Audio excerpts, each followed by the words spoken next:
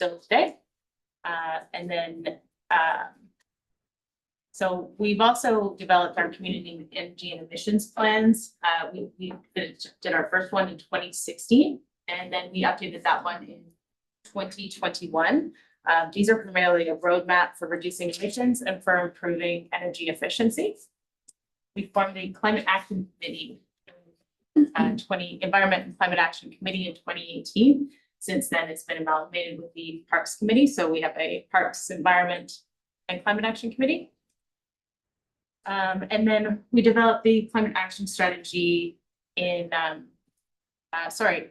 we declared the climate emergency in 2019, and that was primarily in response to local youth climate marches.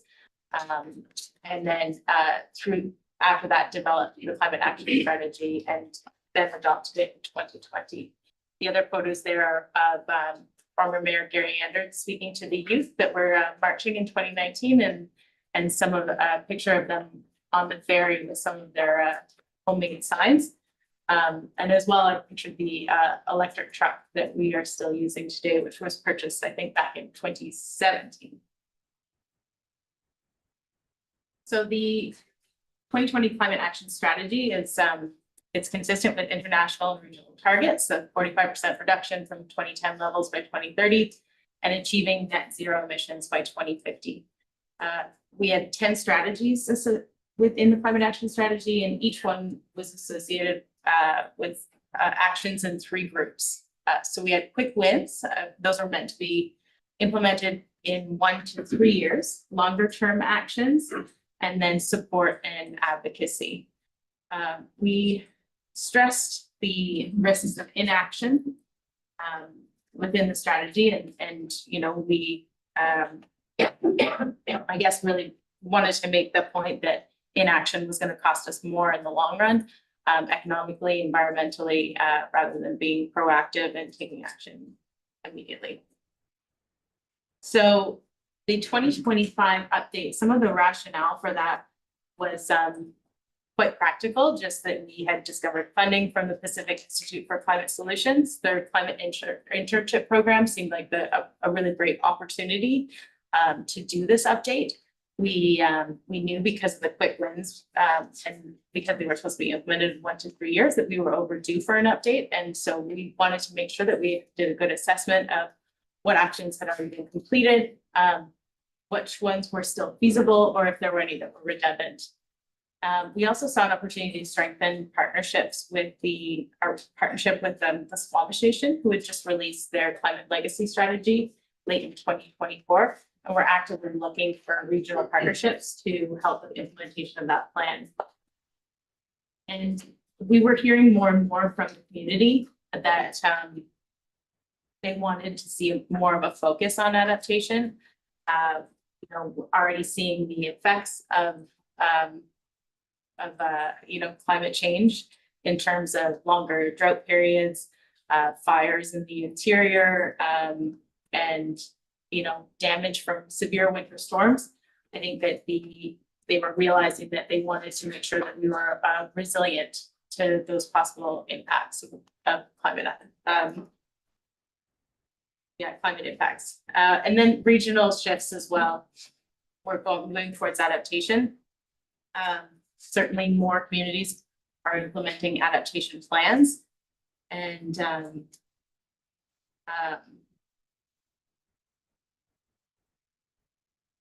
sorry. There's a point that I really want to make there. Yes, many more communities are implementing climate action plans. And and just that the grant funding is tending to go that way. So there's a lot more grant funding for adaptation than there is for mitigation at this point in time.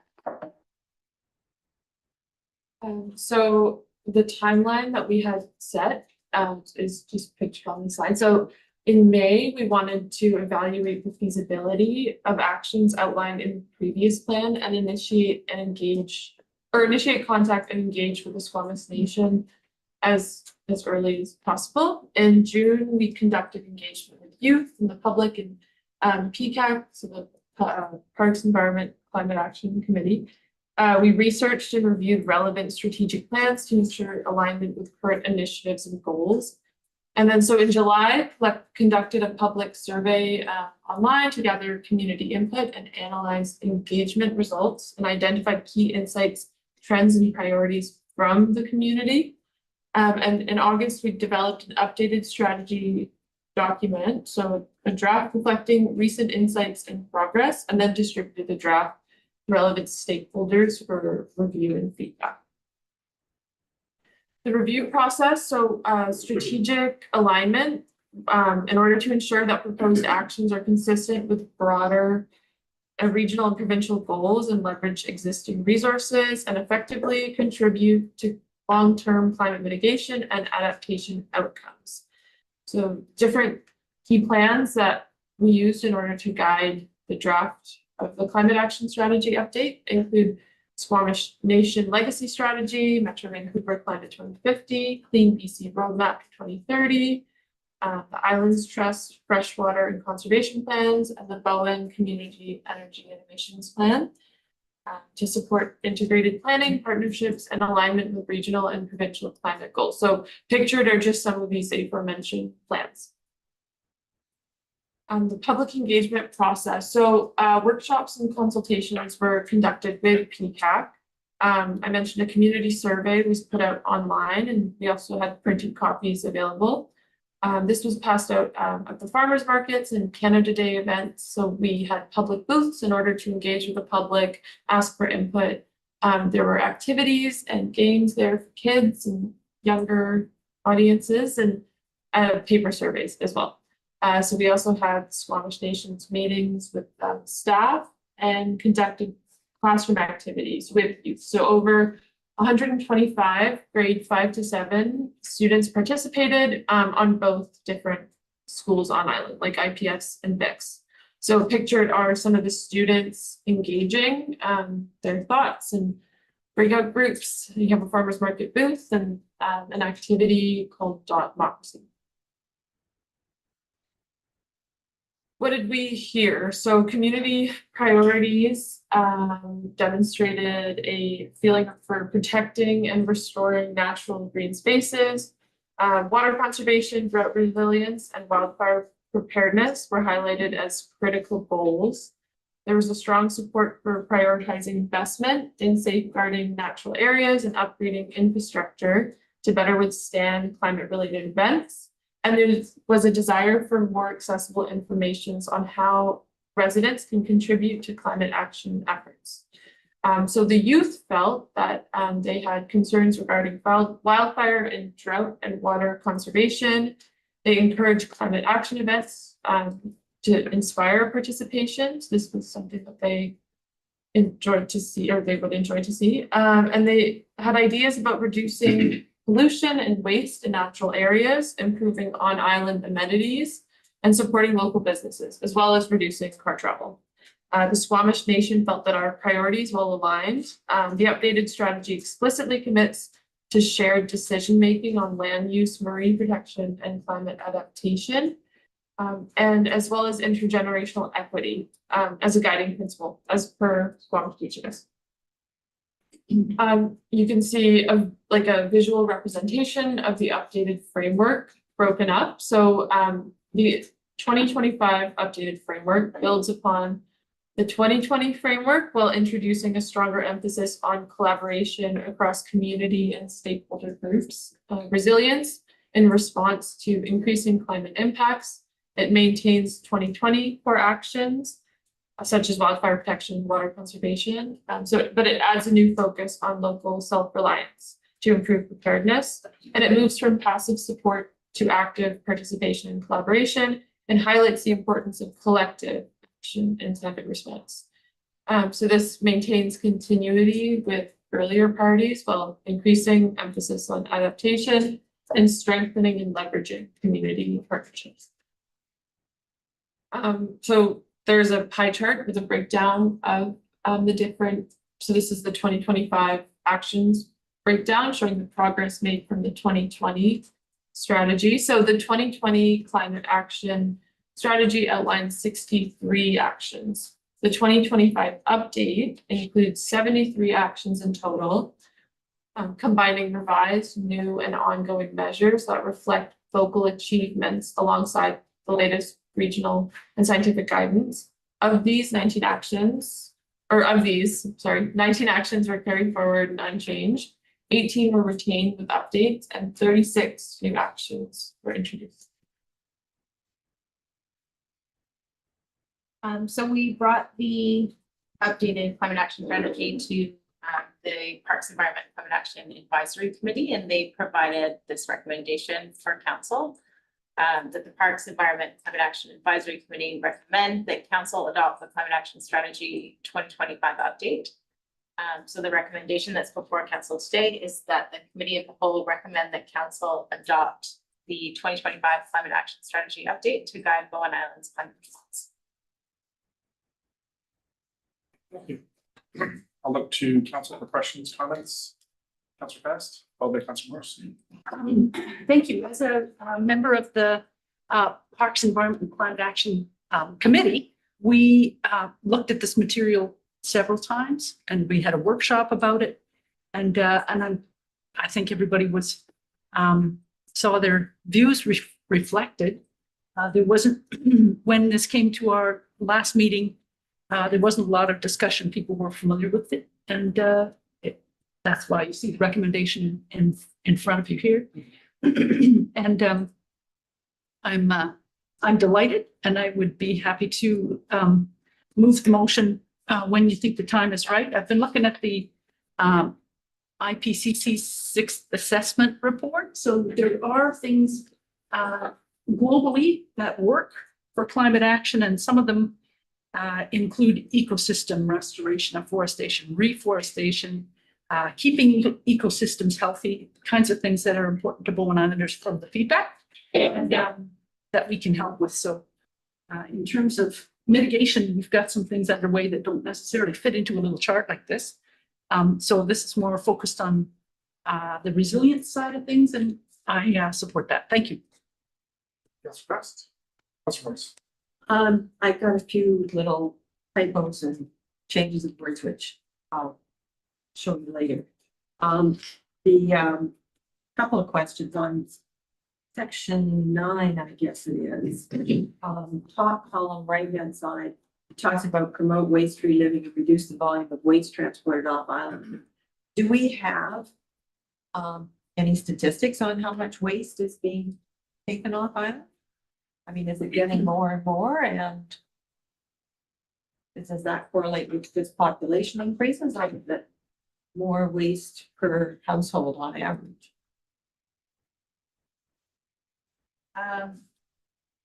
Through the chair, thank you for the question. We do have data on the waste that's being taken off the island. We keep track of all of that through Solid Waste.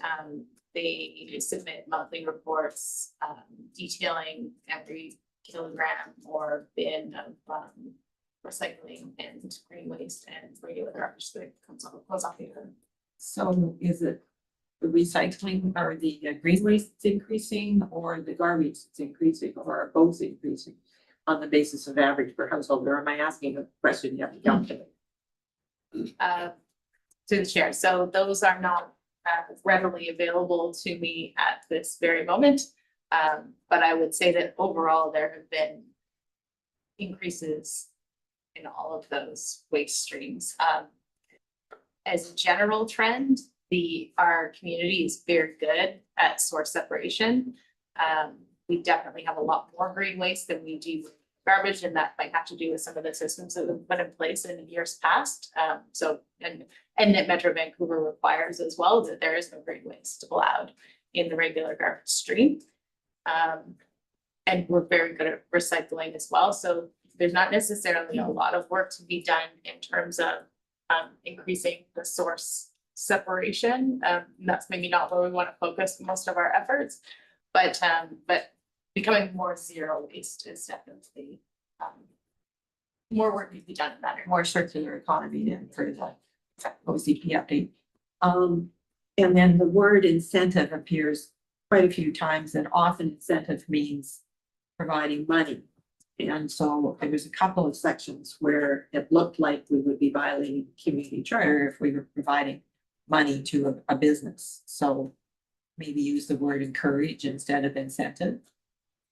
And then, further on in number 9, no, I guess the first one in no, what is this? Number 9 refers to something called sustainable living habits. I got the right. No, sorry, climate resilience hubs. What are climate resilience hubs? To the chair. Thank you for the question. It's climate resilience hubs can be thought they could be, it's a very broad definition. There are places for people to learn about and you know, increase their adaptation. Let's see, they can be physical locations or an online place, for example. It's for people to educate and adapt to climate risks. So it's not.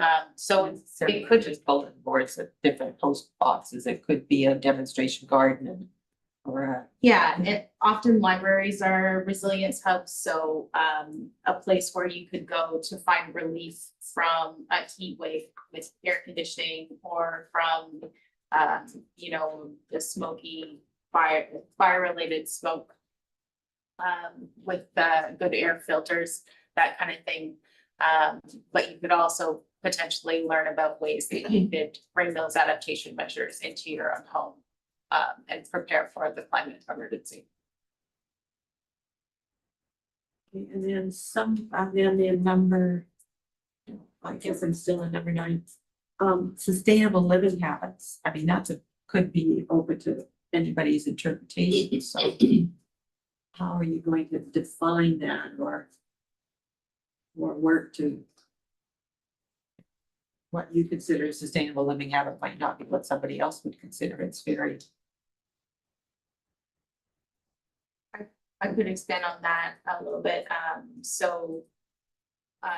That I don't have that action in front of me, and so I don't remember the whole wording of it, but I think that you know, and the idea with that is around potentially there was an initiative quite a few years back with the Environment and Climate Action Committee where people wanted to make videos about sustainable living habits, and those would include things like mending your clothes instead of buying fast fashion items or buying quality clothes instead. So again, circular economy kind of initiatives. But it could be things like reducing your food waste. And you know, I think they're general ideas, and sustainable living habits might mean something different to everyone, but the idea is, I think, around providing education to help people adopt those habits in whatever ways work for them. And in number 10, there's a comment that says partner with environmental organizations to train residents in data collection and reporting, contributing to real-time adaptation strategies. So I'm reading into that you're wanting individual households to collect it, to be data collectors. And I know BC Hydro has a program where you can monitor your hydro use, but what other sort of data are you thinking about people collecting? I can speak to that. So there's different kind of climate citizen science programs out there. For example, in terms of biodiversity, there's programs that exist called iNaturalist, and it's essentially like you take a photo of a species with your phone and it gets sent to citizen science data center. So I think it's also encouraging residents to participate in kind of overall citizen science, whether that be participating in collecting data or if it's potentially creating like a community garden. Something like that. So it's a pretty, yeah. Oh, and then you've got a reference to a local advisory committee. Is that to be in a different committee? That's in the very end under budget and implementation with input from the community and guidance from our local advisory committee. So we've already got the climate Parks, Environment and Climate Action. Thank you. And so are you thinking of a different committee or that committee? I think we were just thinking of that committee. Thank you. Thank you, Councilor Morse, Councilor Getty, followed by Councilor Wade. The lead, Councilor Fast had a. I have two questions. I'm not sure if it's with respect to, staff recommendations. I think it's something that council has to, consider, but, the first one is with respect to shared decision-making with the Squamish Nation. And, on page 17 of your report, there's, a couple of paragraphs there that are setting it up. And, it's definitely moving us in the right direction, and it's definitely putting us on the, I think, the leading edge of some of the negotiations. But my understanding from the legal advice that we've been getting for the trust, that's got a slightly different enabling legislation. I'm not sure if how different it would be for municipalities, but with respect to actually creating principles under UNDRIP and DRIPA, that it's a federal and provincial jurisdiction that people are running into problems with this, commit to shared decision making. So I think we can commit to finding ways of having effective shared decision making, but I'm not sure that we're in a position to actually set up shared decision making. How do we get them planning? How do we get them people involved in zoning bylaws that come up on council? So there's protocol agreements that seem to be working really well for the trust in terms of having ways of having meaningful discussions without this council making all the decisions without referencing directly or indirectly. So I think we need to stand by all of these principles, but be careful in terms of committing to a shared decision making. Particular wording, I think, might have raise expectations that we can't actually fulfill, that we run into jurisdictional problems. The second is on page 18. And I guess I would like to know the reasoning behind under the low and zero emissions. There's a suggestion to change the land use bylaw to require an EV charging station for every single family dwelling. I understand probably the impetus behind it, but are we assuming that some sort of long range building is going to have every household is going to have an electric vehicle? That's what we're trying to push. Through the chair. I think that that's the idea, is that, in the future, that, there will be a much higher percentage, of electric vehicles on the road. And that if homes are ready to have charging stations installed, that it's definitely an incentive for someone to purchase an electric vehicle. It makes that decision, removes a barrier, and makes that decision easier for them. So it's a lot easier to do when building a new home. So I think that's the idea behind amending the land use bylaw so that they'd be EV ready. Thank you. And then any comment on the shared decision-making piece? That's an interesting consideration. Thank you. So I will say that we put that piece in as the Squamish Nation requested that we had explicit language in the climate action strategy that committed to shared decision making. I don't want to speak it out of turn. If you have legal opinion that says something different, then that's I'm not gonna say anything about that, but I do think that this is an important commitment to make, and if we are saying that we're committed to UNDRIP and DRIPA, then this is something that we're also committed to, shared decision making. I think we're in the relationship building phase with the Squamish Nation, and we are consulting and collaborating with them on the level at which they would like to be consulted with and collaborated with, and I think, well, you know, we're working out some of the details, but I think that it's working, and that they're not going to probably get involved in the nitty-gritty of the smaller decisions about, say, like a variance permit or that kind of thing, and the, you know, those decisions that we're making. But when it comes to the bigger plans and policies, like around the OCP and around this, I think it's an important recognition to make that they do have that co-jurisdiction. Thank you. Councilor White, followed by Councilor Morris. Thank you, through the chair. I'll start with further to Councillor Getty's comment about the charging stations.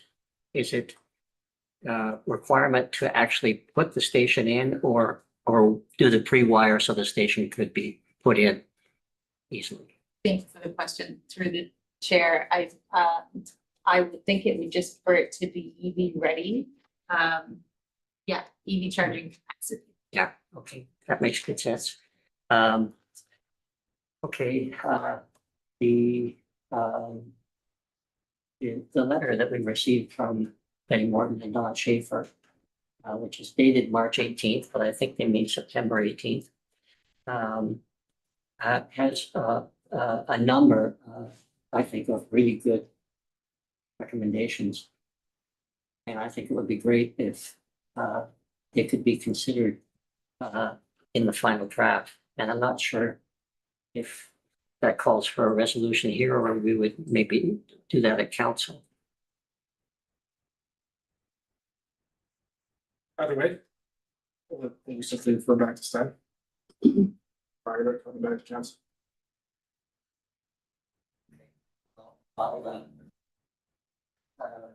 So we haven't moved this yet. We haven't moved it. Okay. So the last thing is under section 1, one of the actions is to advocate for extending existing transit routes to support increased ridership through local transit and service providers. And actually, that's echoed in the letter from Betty Morton and Don Schaefer. I'd like to see something. We've been struggling this from the time I've been on council. How do we increase our bus service here? And we really have come up against virtually no response other than no, we can't do that, or it'll never work. So I don't know if we could put some action steps in here that would actually guide us into how we might do that. So that would just be a suggestion. And when we're ready, maybe I can make the motion, including my addenda. Councilor Morris. It was more to do with the changing the land use bylaw. I can't find the wording of that section, that I'm using HTML, so I don't have page 18 from a PDF. Can we require an already built house under the land use by, I mean, if I was reading that, it was all houses, not just new houses, were to have and the land use bylaw isn't the building code, and when somebody's building a house, we require them to do something that isn't in the building code. I know we could at a rezoning stage, if we were doing a rezoning, put a covenant on that all new houses have to have EV ready wiring, but are you wanting all houses to have EV wiring, or just not clear from the way it's worded? Through the chair, the action is to amend the land use bylaw to require EV charging capacity in at least one parking space for new single family homes. Okay, but That takes me back to my comment, any new home, Yeah, so it's if only. on an already subdivided lot, that's no rezoning, I don't think we can require things that aren't in the building code. Yes, I think that is a good point, and perhaps we haven't identified the correct tool to require those. I think this may be a question more for the manager of planning. So yes, at subdivision would be a good time to do that. I think that if the land is already subdivided though, then we would want to require it potentially through a development permit area that's island wide. Like it could be done in that way, or maybe the building bylaw would be the more appropriate tool. Through the chair, the Local Government Act gives council ability to establish development permit areas for greenhouse gas emissions. And so that could be an appropriate tool for the new development.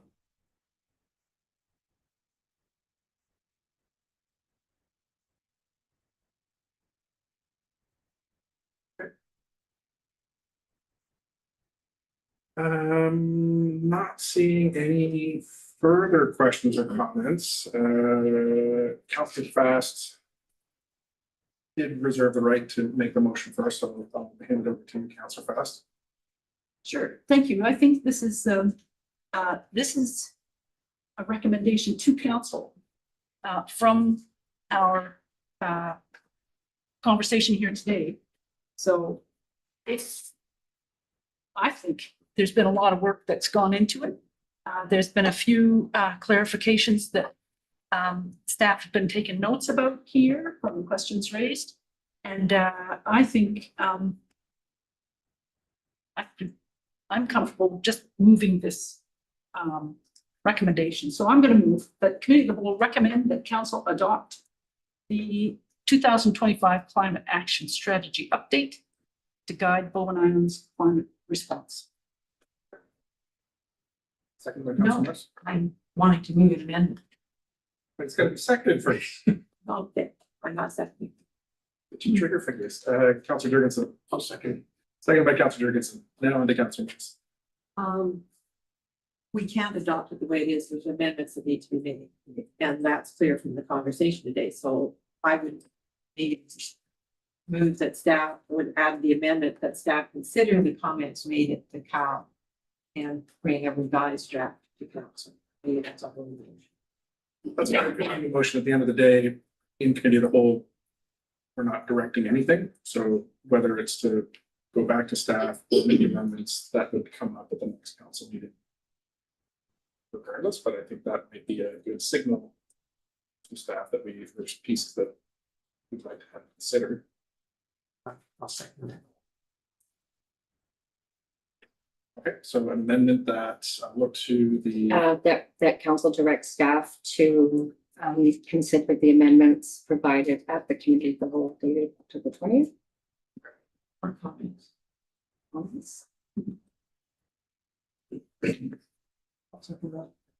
would that replace the whole motion, or do you have that inserted somewhere I else? thought that as a friendly amendment that would go into the Okay, motion, which has its own grammar. Okay, so how would the motion read in? That the committee of the whole recommend the council direct staff to include consideration of, I had the letter dated September 18th, and comments, which provides comments on the 2025 climate action strategy update and bring a new draft back to council for consideration of adoption to guide the Bowen Island's climate response.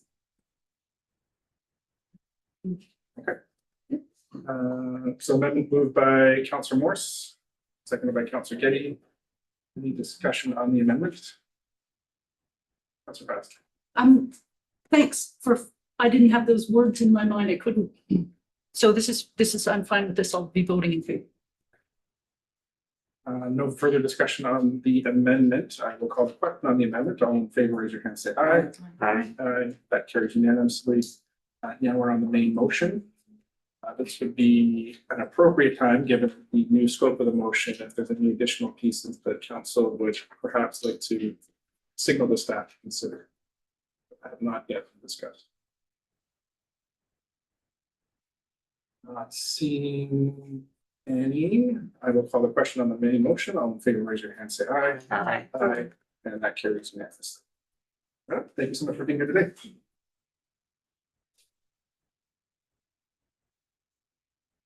Moving on to section 3.2, our Q3 quarterly report. And it over to Diego Carndillo. Thank you, Mr. Mayor. So, we're doing our quarterly report. Or I believe this is the third quarter. We can get that shared. So can do that, and we can go through and, scroll through the document and, pause for, each, department area. So, first up would be corporate services. And, since our substantive corporate officer is here today, perhaps the deputy can provide a bit one sentence over for you last month. If not, sure we could just skip to quick questions. Last month has been wonderful for the corporate services department. We have initial preparation of the 2026 budget and hosted community information meetings for the Eagle Cliff and Blue Water residents. Records management progress has been steady. There was support for the excellent ferry dependent communities forum that was held on the island. Our IT services have been robust and adaptable. The code of conduct has been an ongoing challenge with conflict of interest concerns, but one is poised to achieve that. The accessibility plan is complete, has been adopted and is undergoing graphic design. And we're looking forward to implementation phase of that project. And UBCM was well supported, I believe. And we're working on transferring council policies to, some of them to administrative directives to streamline, expedite those types of guidelines. Yes, any questions from council for corporate services department?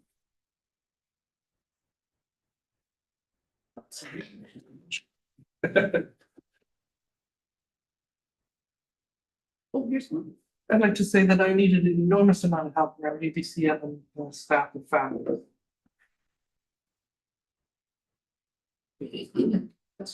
Yes. Is finance part of corporate services? And of the property tax collection was a great success. It was busy and positive.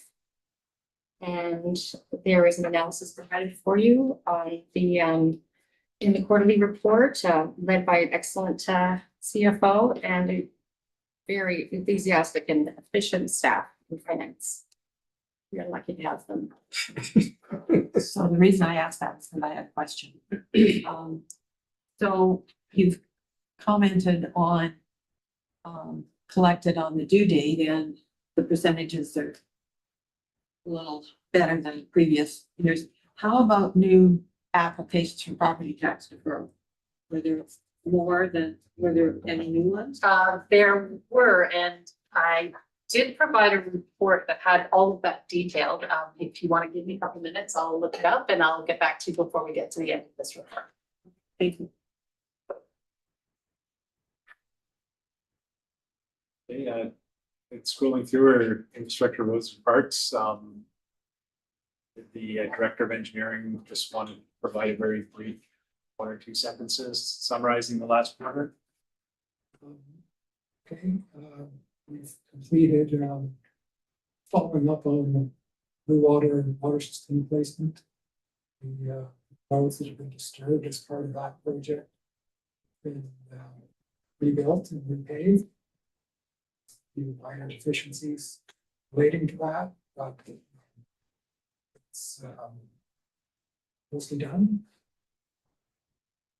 So other road repairs, stair repairs and replacements. Sable slope along Eagle Cliff Road where other trees were removed. The slope was stabilized. Was some building and recreating of Beach Drive. Was coordination of paving for the road center parking lot and sidewalk. There's some highlights of those parks. Questions?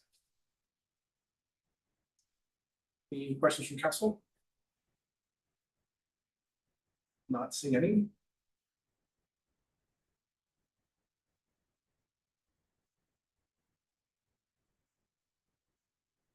Public safety services covers our fire rescue and fire smart.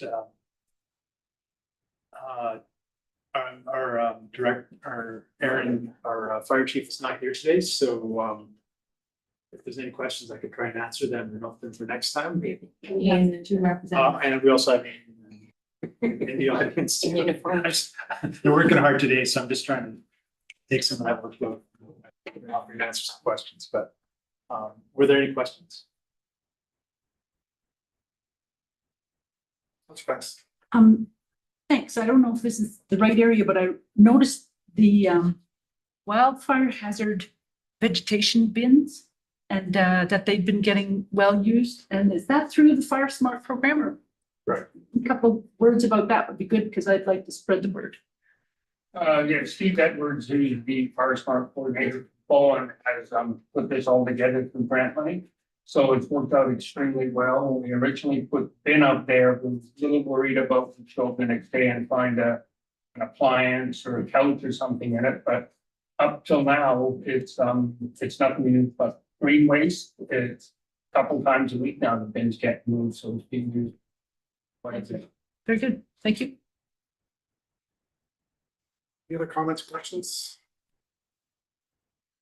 Not seeing any. Congratulations on the new volunteers. We don't often get to see news of new volunteers coming up to council, so I think on behalf of the council, extend our welcome to them and to the force. And great that we're seeing some fresh faces. Next up is culture and recreation. Invite the manager of that department to provide a quick overview. Thank you.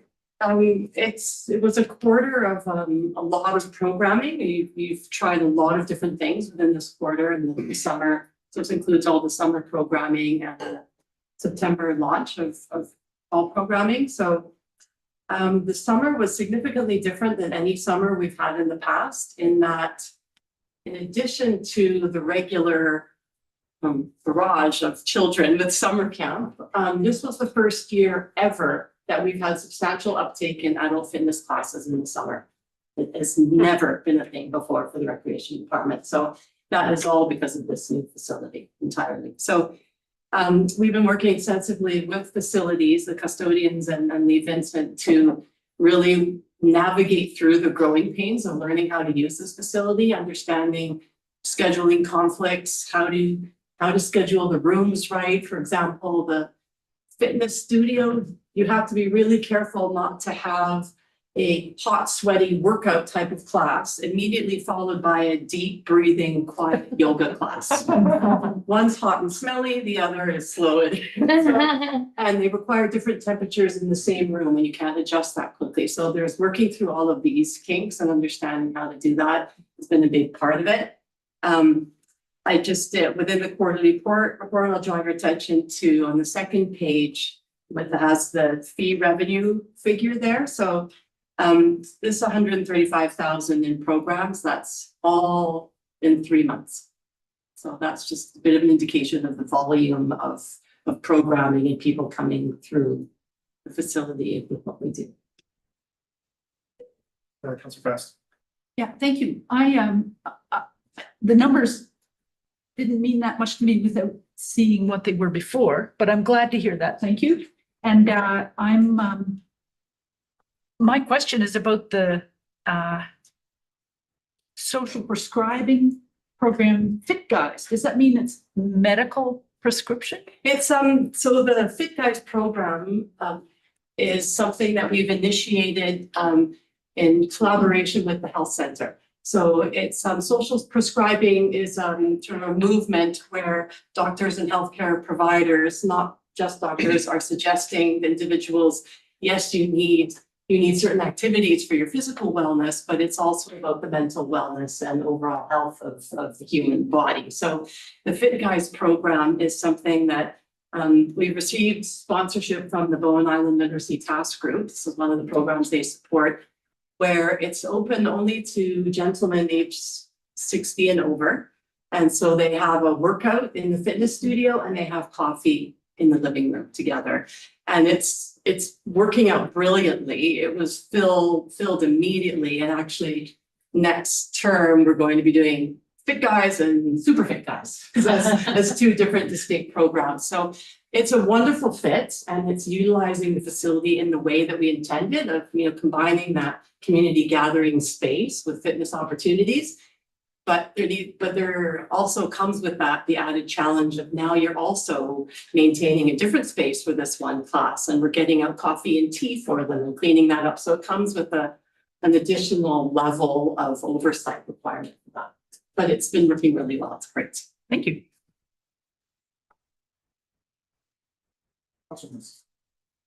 I love numbers, as you know. I brought some old reports, which I'll share with you. I'd really like to know when you say 501 weekly enrollments, well, how many programs were actually offered? How many people attended each program? And that kind of numbers, so we can, see if we're growing. Absolutely. And I will be presenting some of those figures in a little while later in the meeting.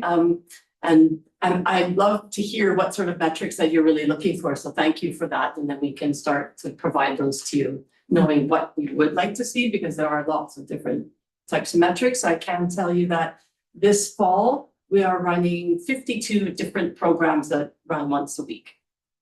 Within 7 days, that's 52 programs every week. So it's quite a few. And that includes everything that's here and at the school and the ones that are actually just out in the woods. Things like that. Thank you. Thank you. I just also want to say about the design of this quarterly update. I think this is great for people in the community to see, much more interesting and up to date than the annual reports, where I imagine that's where I was thinking I would look for all these numbers and comparisons. And so I think this is terrific. And I was just going to check that there'll be a link to this go out in the communications to the public, some kind of in the newsletter or something like that. Yes. That would be great. Okay, thank you. Councilor Gage. I also think that under the recreation, that picture of the theater set up as a conference center, that worked really, really well as it has on for. And it's, I think that's something that can be advertised. Absolutely. Can pick up more interest. Yeah, that worked well. Mhm. I don't see any further questions or comments. Next, we'll stop at Parks and Environment, and back to you, Manager Spruce. Thank you. So over the summer, we finished up a lot of capital projects. We installed the vault toilet at Grafton Lake, and didn't have any pushback from the community, which was great. We included an FAQ about vault toilets with that installation, just to put anyone's mind at ease that might be concerned about their drinking water and the proximity of a toilet. But I think overall it's good for the protection of our drinking water. So that project, and then we did some safety improvements at Cape Brown to Curtis, and improved accessibility at Pebbly Beach with the handrail, and also wrapped up the Village Drive stair replacement with new concrete stairs. And then I might just highlight that the Municipal Protected Areas project wrapped. It took quite a bit of time, so I just thought that we should highlight the fact that we've added 145 hectares of registered protected lands in the Canadian Protected and Conserved Areas database, which contributes to Canada's 30 by 30 goal for biodiversity protection of our lands and waters. Councilor Morris, followed by Councilor Crest. I don't know if you know off the top of your head, 145 hectares is what percentage of Bowen Island? I'll let you think about it. No, I'd have to look it up. We did, although I will say, I did look up the percentage to see if we were at 30%. I don't have the numbers in front of me, but we're not quite there. Okay, I think we're around 18. and that doesn't include Crown. It doesn't include Crownland because it's not, there are no effective conservation measures protecting those lands other than the ecological reserve, of course. But Crippen Park is in there and we did include the conservancy lands as well, so. That's not in the 145 hectares, but just in the overall calculation, and we're not quite 30%. That's fast.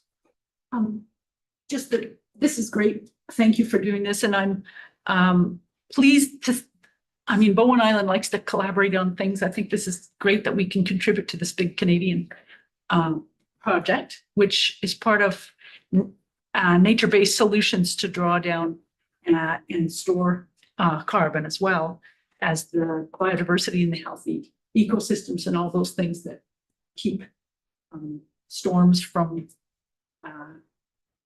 washing out our roads and all those other things. So anyway, this is great. Thank you for noticing that in there. Thank you, Councilor Fest. Councilor Marsh, just my back of napkin calculation says that Bowen Island is 5,200 hectares, so it's almost 3%.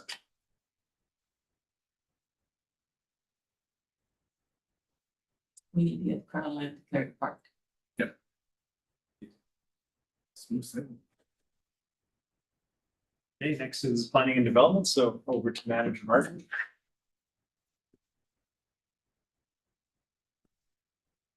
Thank you, CAO. Through the chair, so two highlights from our last quarter. So one is Action Council took for an affordable housing project at 1033 Miller, so just down the hill from us. Agreeing to the lease and housing agreement for this project from Lookout Health and Housing Society. And then to highlight, since that council action, we've received the building permit for this application in September. So we're excited to see this project advance.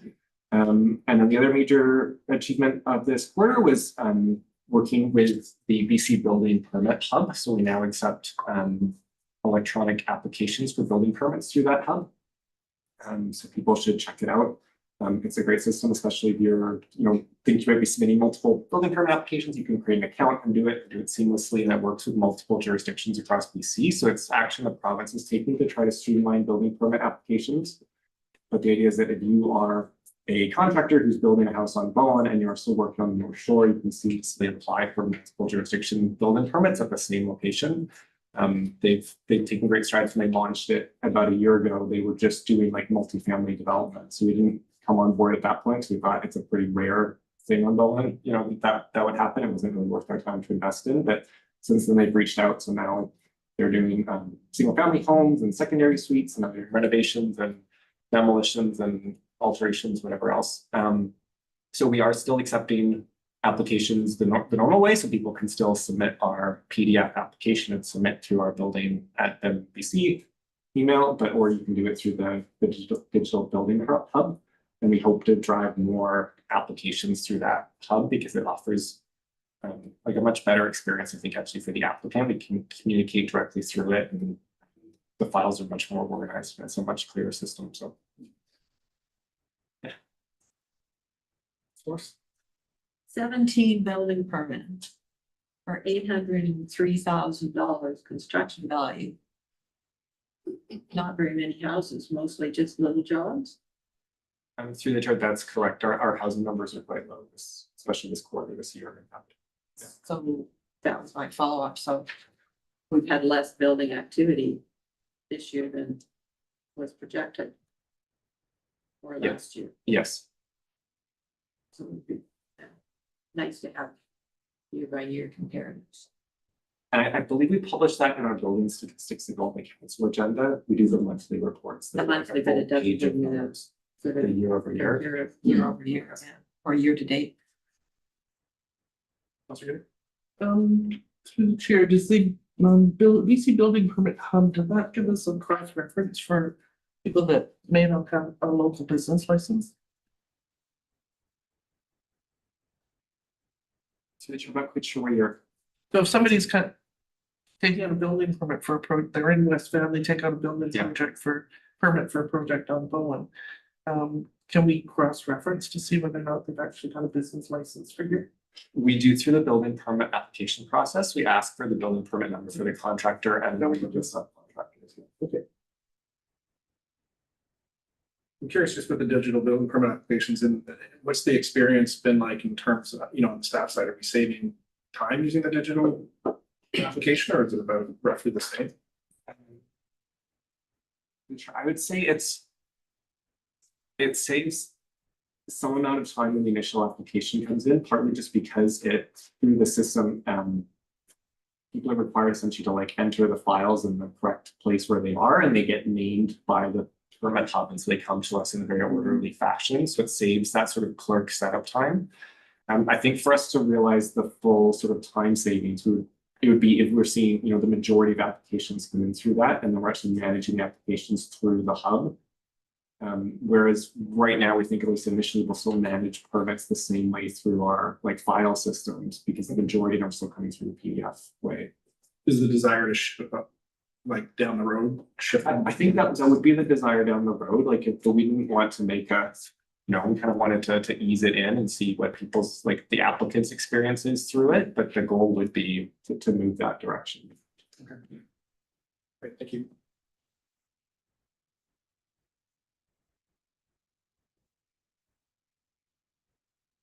Next up is bylaw services. Perhaps our CFO can comment on this section. Sure. So the focus obviously for this summer was to support the ferry marshalling strategy. I believe that having the existence of the ferry marshalers instead of just on the long weekend Mondays or on the statutory holidays, having the scheduled dedicated shifts on the Friday, Saturday, Sundays really made a significant impact to maintaining order and reducing some of the temperature in the cove over ferry marshalling this summer. We do believe that it was successful. We will be looking to coordinate with BC Ferries again next year to try to ensure that this is a service that can be provided on a go-forward basis.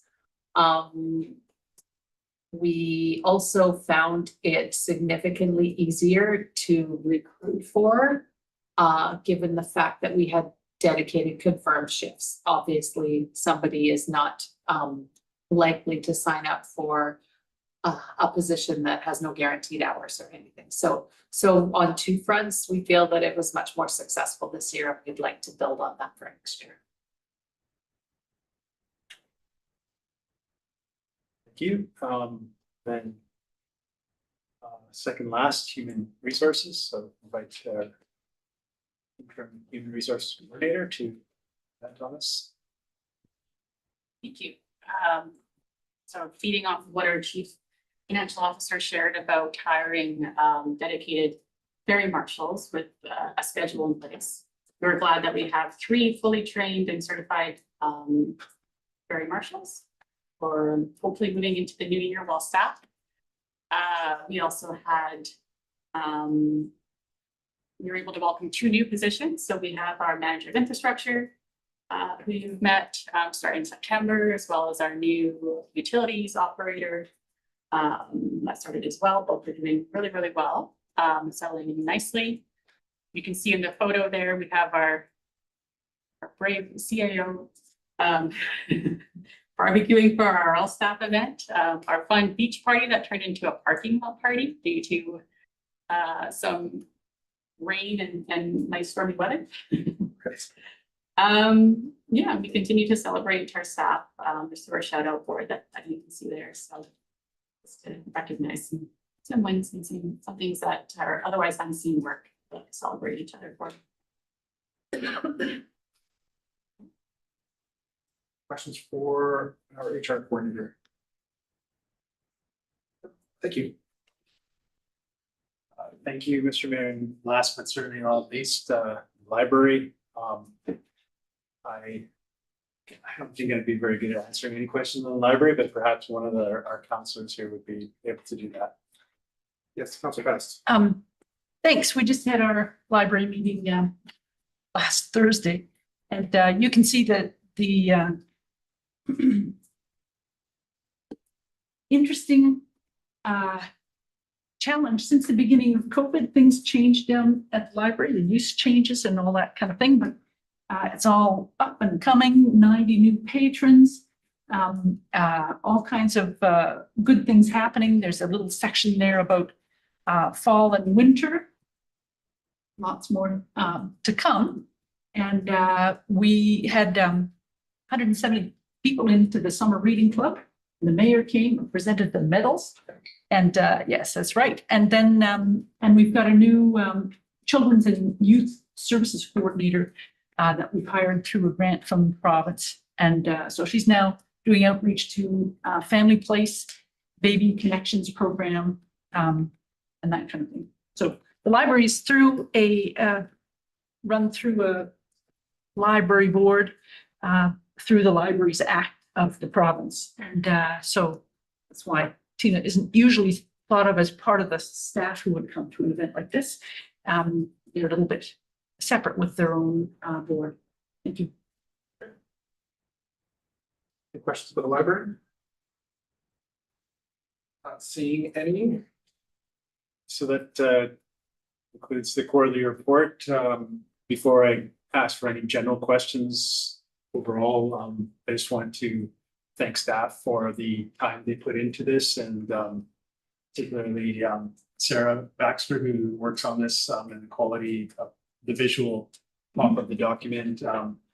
And I can see from my point of view that this quarterly report is really an opportunity for staff to celebrate their work, which is part of the story that's driving pride in the organization.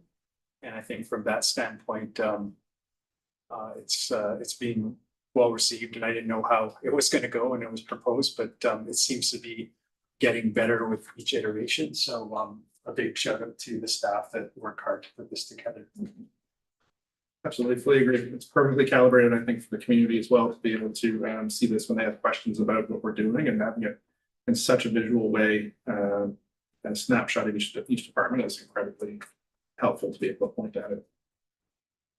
With that, I'll look for a motion to receive, moved by Councillor Wake, seconded by Councillor Jurgensen. I'll call the question. All in favor, raise your hand, say aye. Aye. Aye, that carries unanimously.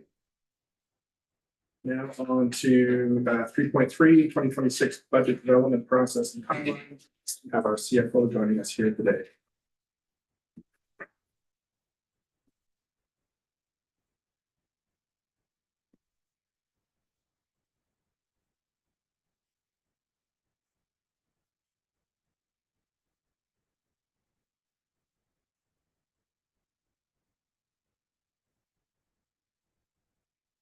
Thank you, Mayor. Through the mayor to the rest of the committee of the whole. Sorry, just to address Councillor Morris's question about deferred taxes ending up the last item.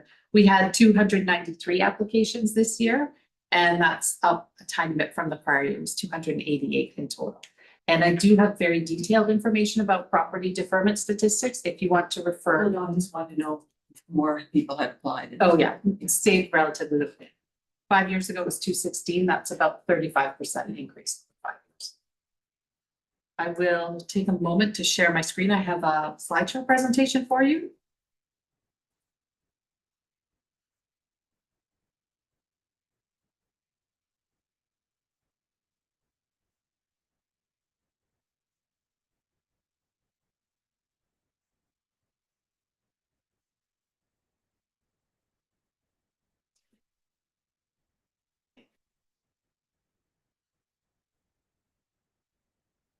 Okay, so I wanted to take the opportunity today to share with the committee of the whole and with the greater public what the draft financial plan development and timeline is for the 5-year financial plan this year.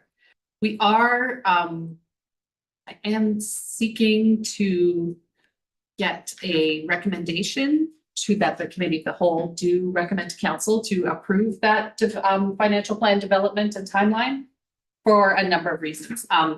First of all, obviously that approval is the way that we're going to set expectations for people in the community so they know which council meetings to attend if they want to hear more about a certain aspect of the budget. The budget document and the process itself is quite a large, significant process with several key steps along the way. So I wanted to take that opportunity to set that out and make sure that the community is aware of what those timelines are.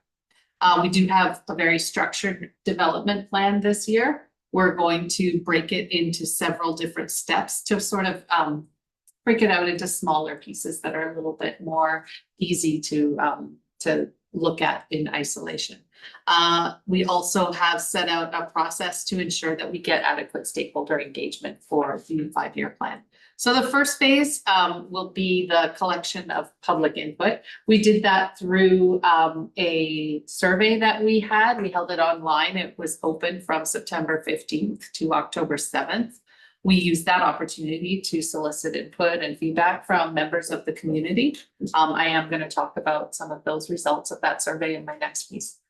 The next piece is today with the committee of the whole meeting today, where we're talking about the staffing requests going forward for the 2026 financial plan. This will be followed up on Friday with the internal staff council strategic planning meeting. The next piece of the, oh, sorry, I should be changing this. The next piece of the draft budget presentation is going to be in phase 2, and that's where we're going to put forth our departmental operations budgets. We're planning to schedule a committee of the whole meeting for November 20th. I know the date still needs to be confirmed, but at this time, we do believe that that date is November 20th for the committee of the whole. We will schedule another meeting for the operations and reserve funds, or departmental presentations on the capital projects and the reserve funds at the committee of the whole meeting scheduled for December 15th. We'll be looking at what our investment requests requests for infrastructure, for contributions to reserves. We'll be putting that forth on December 15th. We'll go away for the holiday break, and back in January, after we get the assessment roll from BC Assessment, we'll have a good idea of what the market change, the non-market change is to the assessment roll. We'll be able to better provide council with an idea of what a proposed tax increase would impact the average householder once we have that roll information, which comes out January 1st. So January 19th, you can expect a meeting where that will be a central topic. In February, we'll come back again with some draft utilities budget presentation. So we'll have a dedicated topic at the committee of the whole meeting scheduled for February 16th, where staff will be presenting the utility budgets for each of our local service areas and sewer. And from that meeting, we'll be able to put together the whole budget, like all pieces of the budget in a single document. And you'll have a broad overview of what the draft budget looks like. Staff will be seeking at that meeting then to get direction to council to take that out for public consultation. We'll schedule a budget, open house budget meeting. We're looking at February 26th for that meeting. And we're hoping this year to get more public feedback, more engagement on the budget in order to help with the final adoption and the final changes to the budget that are really reflective of things that have been heard from the public. We're hoping that this will be really supportive of transparency and encourage broad public engagement and support of the budget process by breaking it out into these smaller chunked up pieces. Final direction and adoption of the 5-year financial plan comes in April. Once we get all of the final pieces from those other taxing authorities, we need that information in order to set the Metro Vancouver tax rates, in order to set the Islands Trust tax rates. We we received that information finally in about April, and that's when we can put together the whole 5-year financial plan and put it forth and seek a recommendation to council to direct the preparation of the financial plan bylaw. So hopefully we will see that all wrapped by April 13th for the financial plan. The tax rates adopted and set by April 27th. And that will be well in advance of the May 15th statutory deadline set by the province. I think that's all I had for the expected timeline, and I'm happy to take your questions if there are any about that. Councilor. Thank you. And thank you. This is wonderful to have it all laid out so clearly. And actually, I meant to comment on the previous item as well, that having that quarterly report, it really helps us answer questions. And in the past, it's been, you know, I don't know, but I'll check and see if I can find out. And now we can say, just go to the municipal website. Yeah. And everything is there. Yeah. And so that's wonderful. I did have one question. The open house, will that actually be an in-person meeting or? We have traditionally had better attendance on Zoom. So we do hold it in the evening to make sure that it's accessible to most people. In the past, we have had 2 of those in order to assist people to participate who may not be available in the evening or who may not. But because they are recorded, we are recommending this year that we just reduce it to the one they are available to be reviewed, and the presentations themselves are identical from the staff perspective. As well, we do have the opportunity for questions and feedback to come in directly to the budget email, and I monitor that very closely during budget season, and if it's a question that I feel requires an immediate staff response, then I'll respond to it. Otherwise, it's something that we might leave to just consolidate with feedback that we've gotten and present that to council during one of the. Thank you. Councilor, Councilor Morris. Just to follow up, the budget email, I can't remember, but it just comes directly to a budget email. It's not one of those discussion forums where what the question somebody's posted is live and they've got to register for it. We found that I think the fact that people have to register for a separate account for that platform has limited the number of people who have ever engaged on that platform. So we do find our best responses is just by having it to a budget at bimbc.ca. So it just goes to whoever receives those Yeah. emails, not on the general. Yeah. Thank Good. But I understood you were setting up a web page for the budget. Yeah, there Will is. that be question and answer as it comes into the email? Not necessarily. I typically would respond one-on-one, but what we do is at the end of it, we summarize all of the feedback that has been received. So I think what maybe another way to improve that, then if it is something that requires a response, then we could include another column for the staff response to that. You're getting multiple questions, so that's the same. Like a FAQ document. I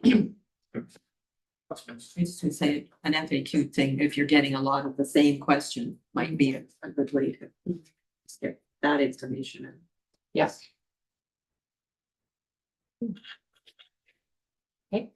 Not seeing any further questions, so the recommendation before us is that committee of the whole recommend the council approve the plan 2026 financial plan development process in time. Moved by Councilor Wake, seconded by Councilor Getty. All in favor, raise your hand, say aye. Aye. That carries unanimously. And 3.4, the budget survey feedback, we'll back into our CFO. Thank you.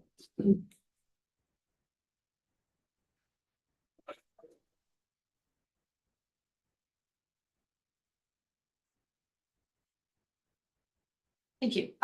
So as I mentioned, the budget survey was an online citizen survey, simple tick boxes, one large question at the end, which was open-ended, just requiring or requesting feedback on any other issues that somebody wanted to raise. So we tried to gather information about demographics, a little bit about how long people have lived here, some information about which of the municipal services that people that we provided were most valued, and people's appetite for tax increases. We were just trying to gain some temperature checks there among our community. So that budget survey was open from September 15th to October 7th.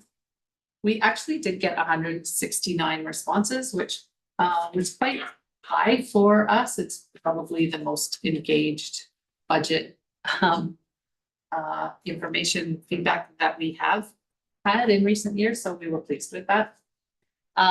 We asked, first of all, did people live here or did they just work here? I think a lot of people on the first question answered yes, full-time resident. We did try and dig down a little bit more to find out, do you work here as well versus being retired? But I think people probably tended to just go to the first answer and say, yeah, they lived here full-time. So maybe next year we can refine that question a bit differently and try and drill down a bit better to get the results on how people spent their time here. So 70% of the respondents said, yes, they live here full-time. Another 10 and another 10 live on Bowen part-time. Another 10 live and work on Bowen Island. And less than 1% visited Bowen Island but lives elsewhere.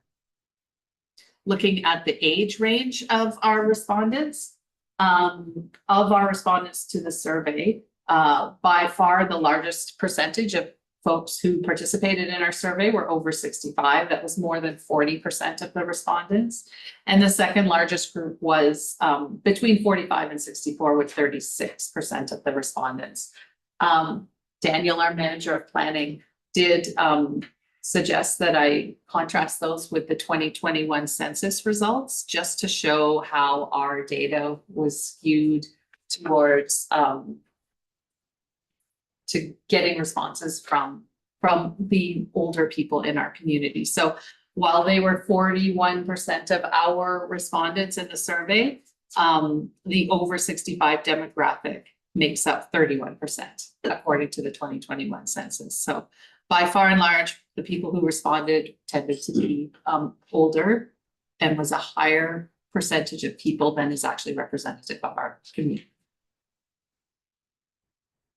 So number of household members, most people, by far more than 2/3 in our survey, 56% of them were 2 people to a household, and about a quarter and another quarter had 1 person or 3 or 4 people, and 5 people or more made up 4.73% of our survey respondents.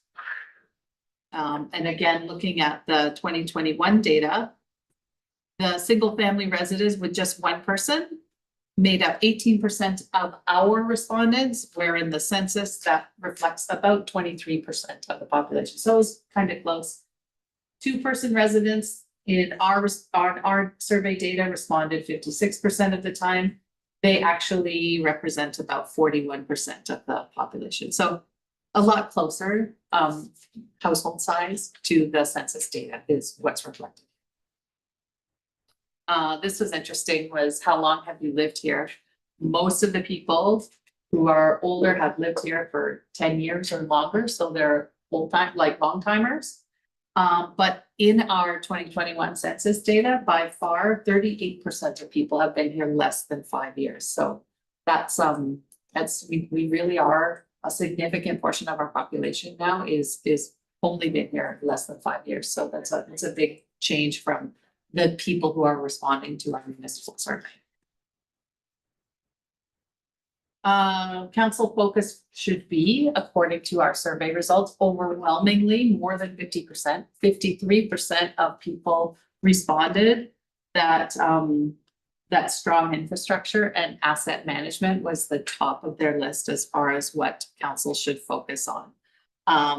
We had 20% of the population looking at issues around diverse and resilient communities. So that would things like housing. 13% are looking at engaged community and effective government. And 13% were looking to responsible ecosystem protection as their most significant council priority. So we asked people about some of the services that we offer. And for the most part, people were either neutral or pleased with the majority of services. Fire and emergency services scored very high, as did parks, trails, and beaches. Recreation programming scored very high, and library programs and services was very well received. Support for our community organizations, so that's our community grants and our support for the Hearth and cultural and community groups, as well as waste management, garbage collection scored very high. People were neutral on our municipal services for planning, for our environment and climate change, and our roads maintenance. For the most part, people tended to view those as neutral. And they identified some services that clearly need improvement. So our asset and infrastructure renewal, our water operations and our sewer operations were where people were most likely to indicate that we needed improvement on those areas. So that really does align with council's focus on infrastructure and asset management, taking such a high ranking on that list. For the services that people were willing to pay more taxes, again, asset and infrastructure renewal, people are generally willing to pay more taxes to improve our municipal asset and infrastructure renewal. Some people identified, again, fire and emergency as a high priority. Roads maintenance, people typically are willing to pay more for. And interestingly enough, as was environment and climate change preparedness scored one of the highest. And at the same time, we did have a significant number of people take the opportunity to express their opinion that they are actually not willing to pay more taxes to improve any of those services. Areas that people identified as services they'd be willing to reduce or eliminate. I don't think eliminate any of them, but certainly to reduce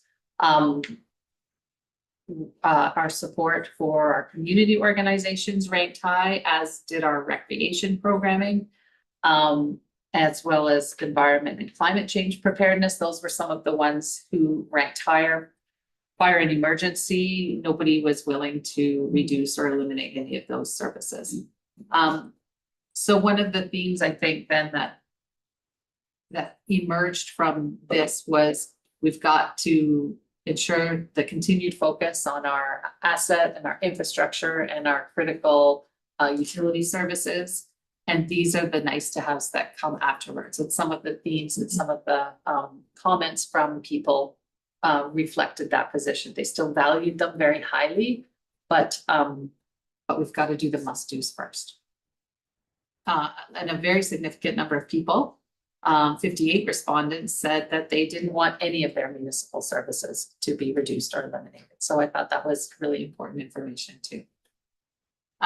We haven't really floated this idea of a dedicated tax increase just to support infrastructure.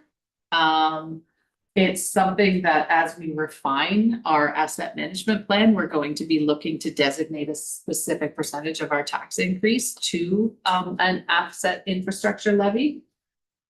What we will do this year in part of the budget presentation is we will measure it, and we'll measure the growth in our reserve fund contributions, which will go, those increases each year are set to support asset investment in infrastructure. So I'm going to break that out. I'm going to show a trend on the growth so that council is able to see that increase year over year that's happened over the past 10 years or so. The response then to this question, would you be willing to pay?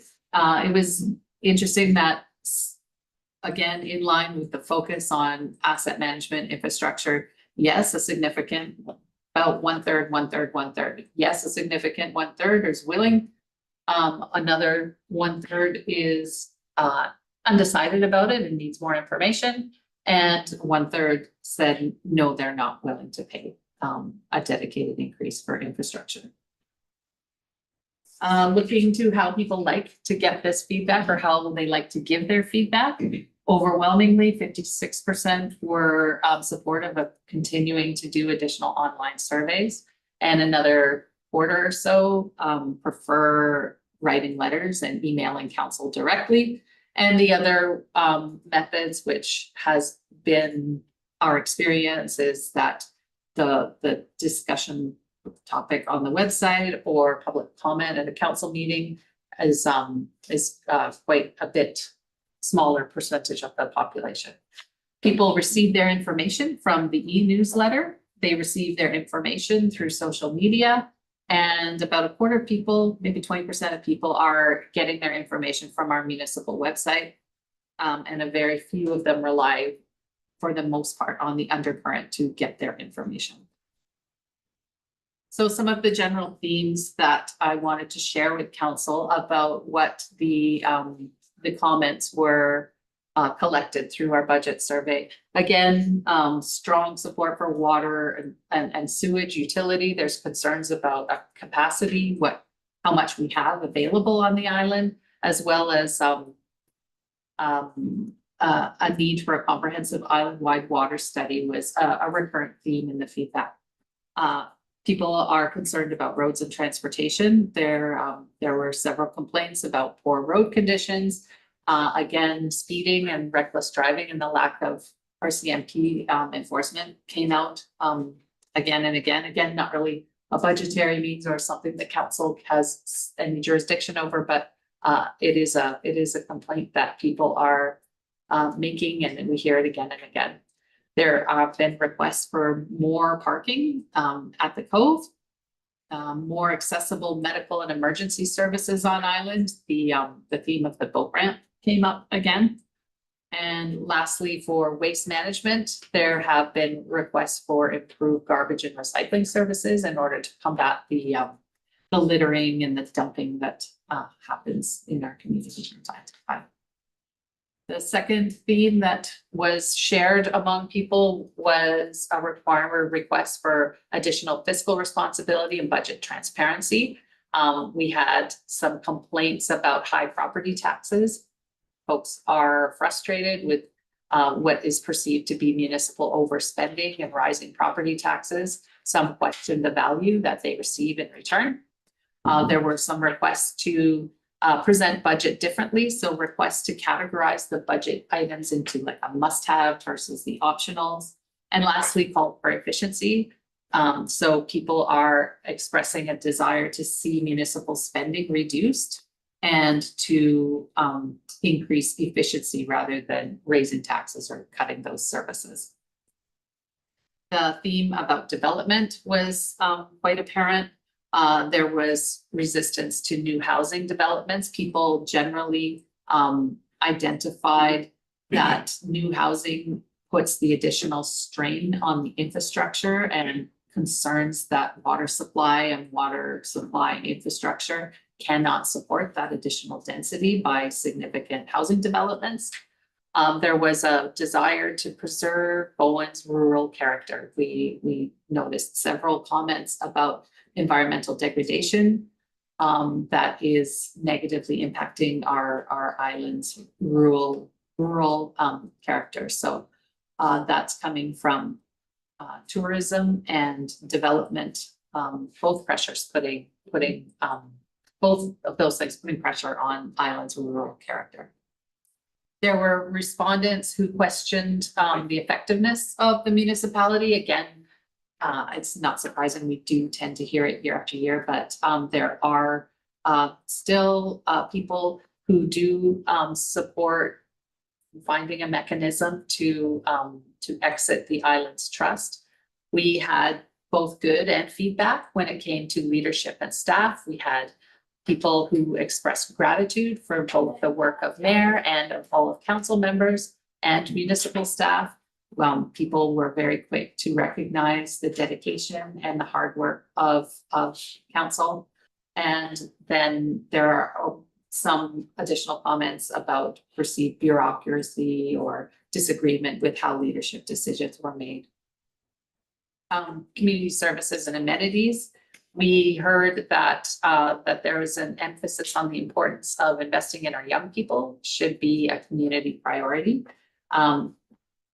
Support to continue to support cultural groups and our recreational program expenditures. Again, but taking and noticing and identifying that these services are secondary to our essential infrastructure services.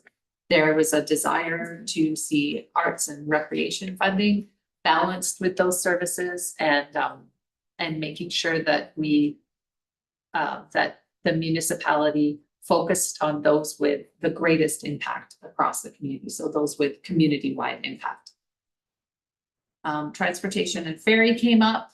There was significant comments regarding ferry reliability and capacity, especially during the summer, and concerns about, again, traffic safety and lack of RCMP enforcement. Tourism management was another theme. People are concerned about the additional strain that tourists place on our infrastructure and on our environment and on our community culture.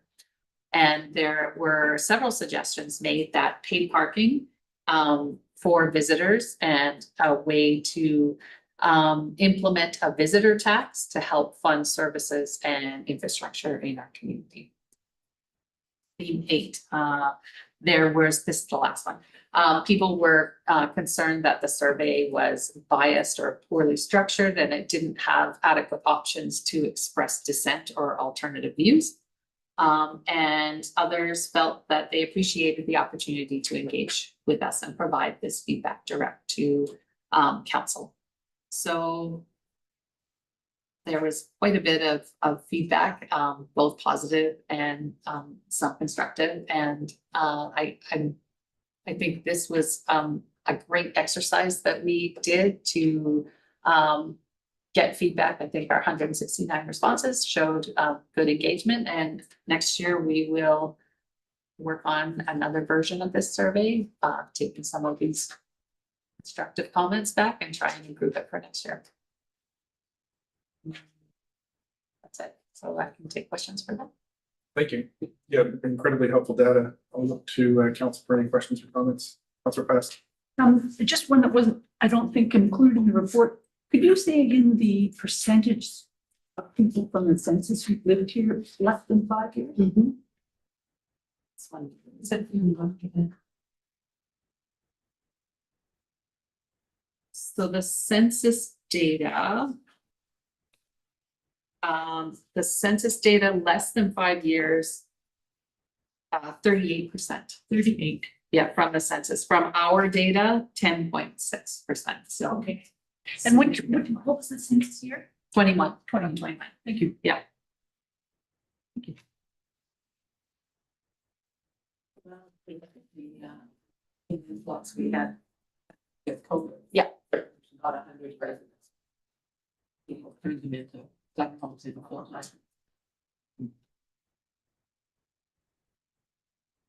Any other questions or comments? Again, I think the number is of respondents, 169 is, while it may be better than anything that we've received before, it's still not significant statistically. So, but I think it's really important of those that took the time and got interested in doing it. They're pretty evenly divided between the people that don't want to spend any more and the people that are willing to spend some more. And I think that that's, well, we may not, I think we have to keep that in mind in terms of community is split. And, you know, if we're being fiscally conservative, that we pay some close attention to those areas that people can agree on. And it seems to me there's a mixed reaction in terms of community recreation and mixed reaction with respect to environmental protection. It's sort of evenly split in terms of people that want us to spend money on that and people that don't. So, but they're fairly strong in terms of My reading of it, the infrastructure, water, sewage, and very close second would be roads. So I would assume that's culverts and all of the infrastructure projects, so that's good information, I think that help us. But the rest is questionable, it's 6 of one, half a dozen of the other. Yeah, over to Steph.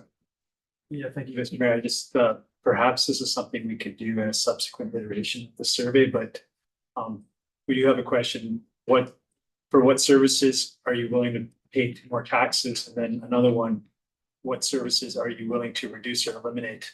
And I wonder if there's any overlap between the two percentages that are in red. So maybe that's something we can incorporate is it's one thing to not want to pay more taxes, but if you also don't want to do anything with your services, it'd be challenging at times to reconcile these two concepts, given that we do face baked in and hard costs that go up every year and inflation. So something's got to give at some point. So I think perhaps we need to take that insight and try and drill down deeper into that. Okay. Well, that is the perennial challenge of any democratic government is more services without increasing taxes. Yeah, I find that the survey is great. I think it's given us some fantastic data to start with. It's certainly the most detailed, I think, presentation that we've had in the term so far as to what people are thinking.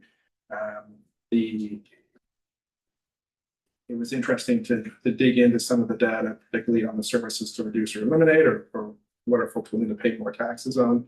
I would love in future surveys to see a wider net cast, just in terms of the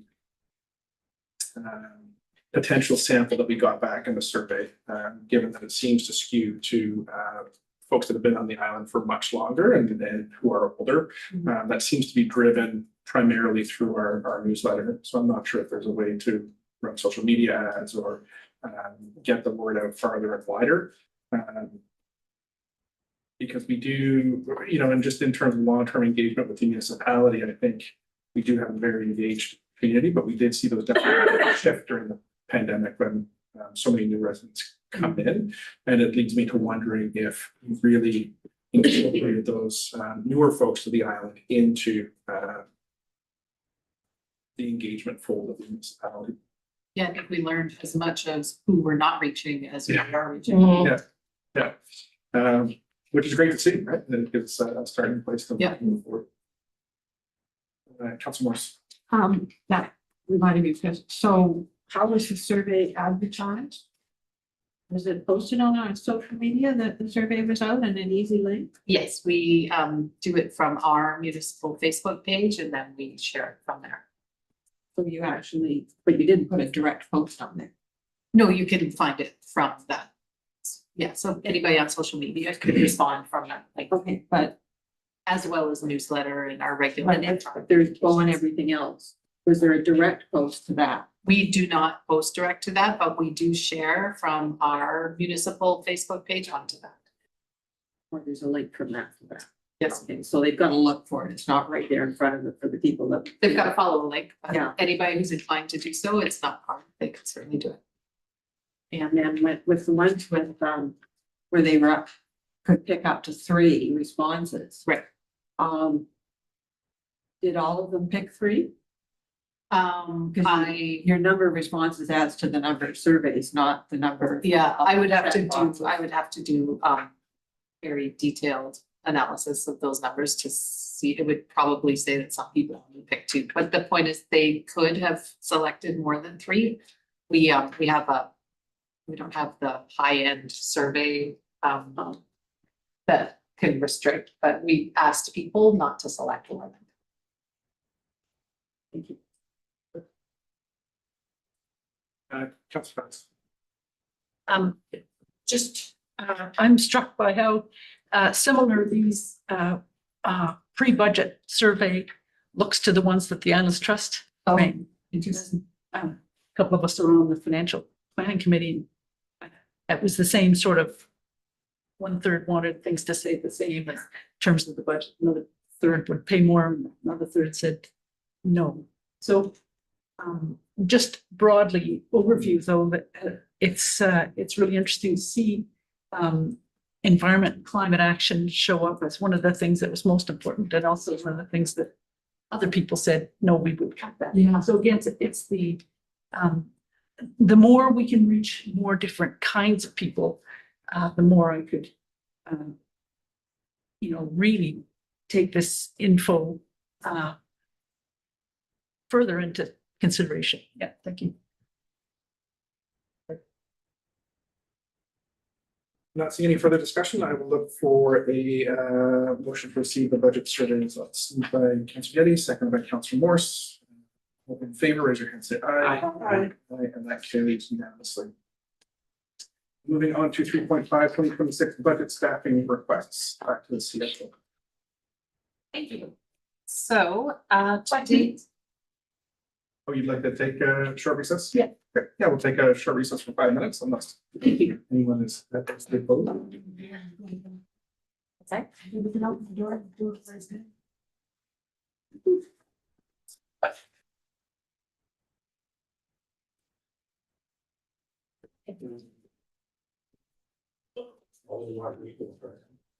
Your pride and joy presenting before council. Yeah. Was that one of your? Hello, you? How are you? No, you said Dylan was like sitting at the 1.5. Oh, just a heads up. Yeah. Yeah. Live. We had to completely redo the whole composting plan because there must be always so much. That was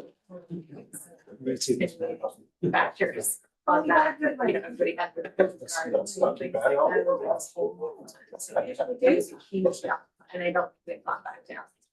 Not growing as much, but anyway, sorry, to hear. So this, that's still what you're about. Part of the steps were. So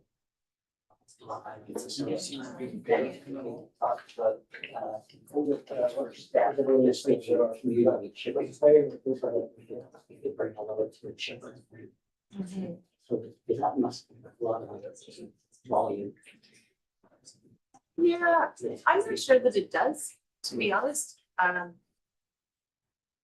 mean, I think with initiatives like the Fire Smart, that definitely that would take up a lot of volume, but when you go to Bird, like the transfer station part of it, where they're going at the back, they actually dump off of a ramp into a larger bin, so they have those 40-yard bins, and then they have with their Zoom boom, they have like big blocks that they go, they smash it all down kind of thing. I mean, in the spring and fall cleanup kind of season, I think there's a lot more green waste in there, but I don't know how. So the kitchen There's no waste, volume. the kitchen waste is a significant part. It is a significant part. It depends on the time of the year. So it goes from about an 80-20 split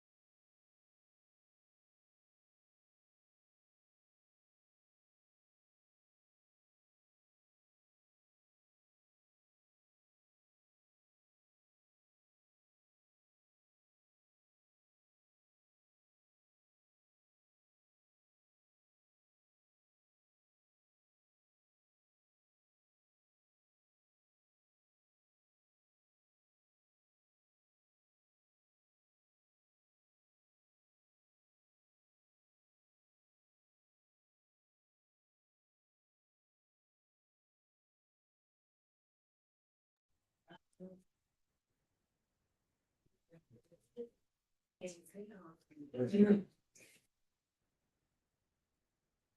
right, folks, and we are back. I believe the mic is back on. And so moving on to 3.5, 2026 budget staffing requests, back to our CFO.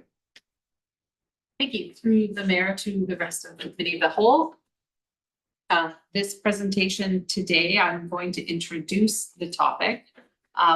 Staff have put together several new FTE requests that will be put forward in the 2026 financial plan. I will just speak briefly to them. There are 3 different departments who are requesting new staffing resources this year. First of all, there's the Public Works Department, who is requesting a net increment to their FTE of 0.4. There is a proposal being put forth to reduce some temporary summer staffing and take on a new full year-round position that results in a net augmentation of 0.4 to their staff complement. The Fire Department is coming forth with another request for a 0.4 this year. So that is an additional operations training officer in order to increase training capacity, ensuring ongoing compliance with requirements under the Fire Services Act. Corporate Services Department is requesting an addition of 1.0 FTE for a strategic initiatives officer, which will coordinate and lead key municipal projects. And as well, you will be given a presentation from the community recreation and our facilities manager together. There's no new FTEs requested this year. However, there is a proposal to utilize previously allocated FTE, and the community services manager and the facility manager will be making that proposal today for council's consideration.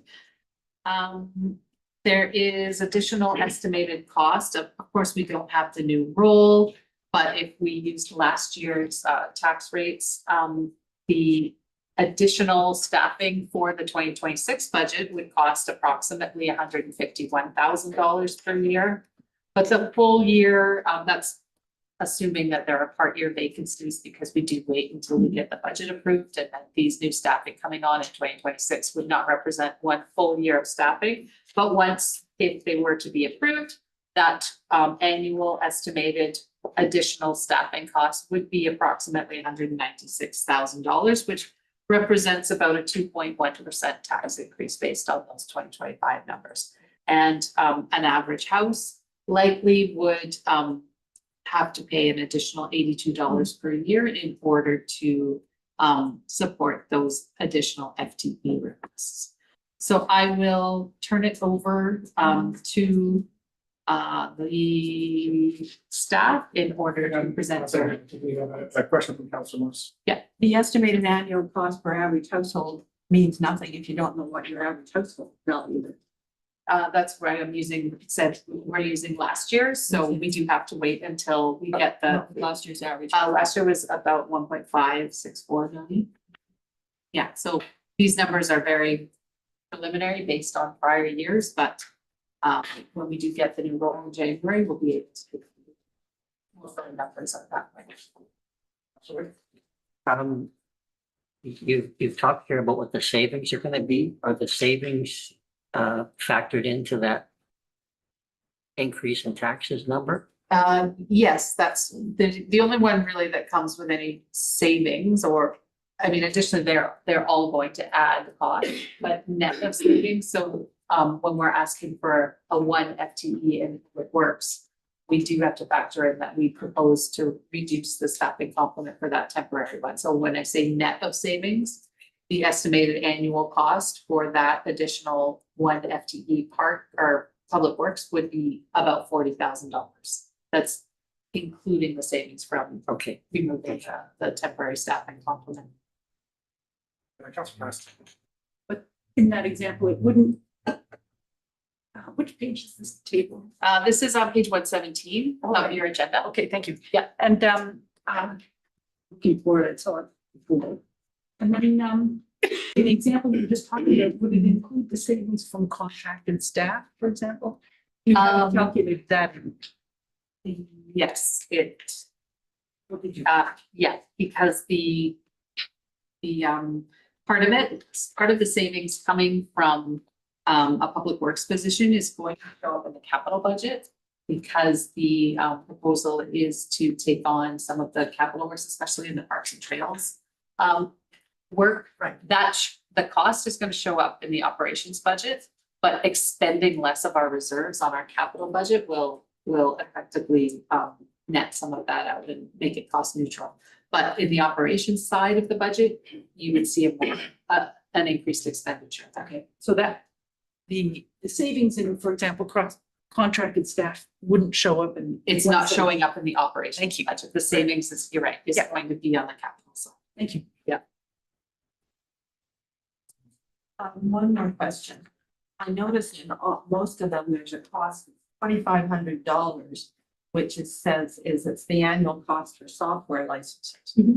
So every year we pay $2,500 for every employee to have a software license.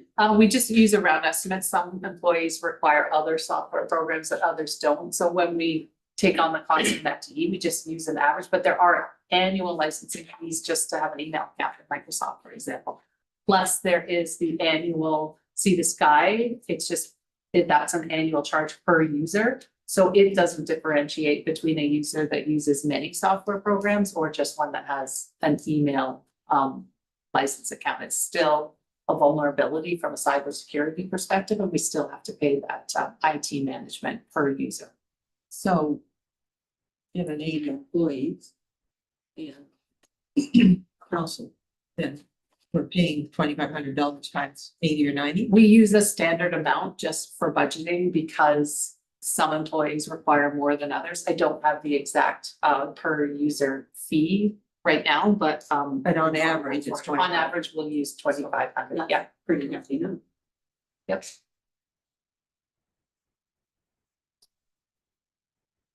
See any further questions? We have the rec team chatting with us. We're going to start with Public Works. Oh, Public Works, sorry. And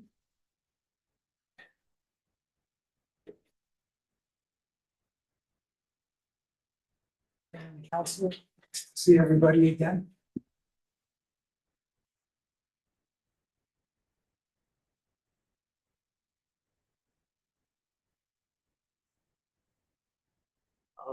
While we're getting that set up, but just a reminder to the speakers that it's can be quite noisy in this room, so if you could just speak up for the benefit of the recording and the folks back here.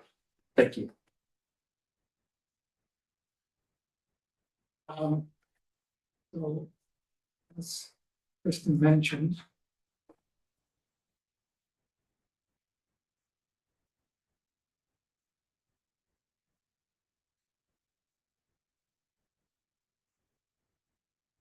we're requesting one additional full-time equivalent staff position for the roads and parks crew. New position that would first of all replace the role of two seasonal staff that we hired in the summer. We found that having quality or getting qualified staff for those summer positions is challenging. Typically end up with fairly young and inexperienced staff for those positions. Retraining them every year is quite inefficient. By the time we get to the end of the summer, they're getting to be able to work independently and full-time supervision, and then the summer's over and roll out the process again the following year. Having this additional full-time staff person would also eliminate the need to budget for on-call snow plowers in winter. Savings. And essentially, it's a position that we feel that we need to meet growing infrastructure demands, to improve our road and park maintenance, to reduce reliance on contractors, and enhance public safety.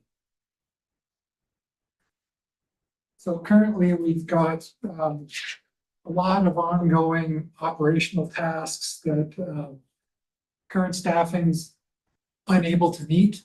We're unable to meet public expectations and safety needs. There's frequently delays in essential tasks, such as road maintenance, hazard removal, such as hazard trees, drainage maintenance, snow and ice management, repair of structures such as stairs, bridges, things like brushing to maintain sight lines on roadways for safety purposes.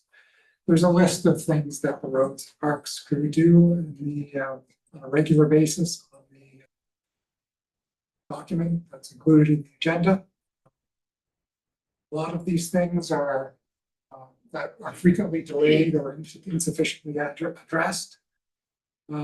We started about a year ago tracking complaints. We're getting better at that, doing that more moving forward. There's been around 130 or 320 complaints from the public received past year related to these activities. Not all of these complaints are able to be followed up on a timely basis. We find that the in-house capacity to take on projects is limited, which means we have to rely on contractors, which is much more costly. And having the in-house capacity, it also relates to the staff morale and operational continuity. If staff are undertaking a project that they have to then abandon in favor of going out to deal with some emergency situations, then they're not able to get back to that project for several weeks, sometimes months, then it doesn't create the kind of high morale and staff pride in work that we need. There have been additional responsibilities that have been added to the roads and parks crew. For example, a couple of years ago, they took over maintenance up to 2 playing fields at the school. There's more park trails that have been added. Multi-use path has been added to the system.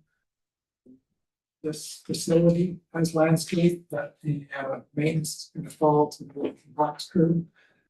They struggle to keep up with landscape maintenance in Stunt Cove. So if we're adding additional maintenance for this facility, that's an important consideration.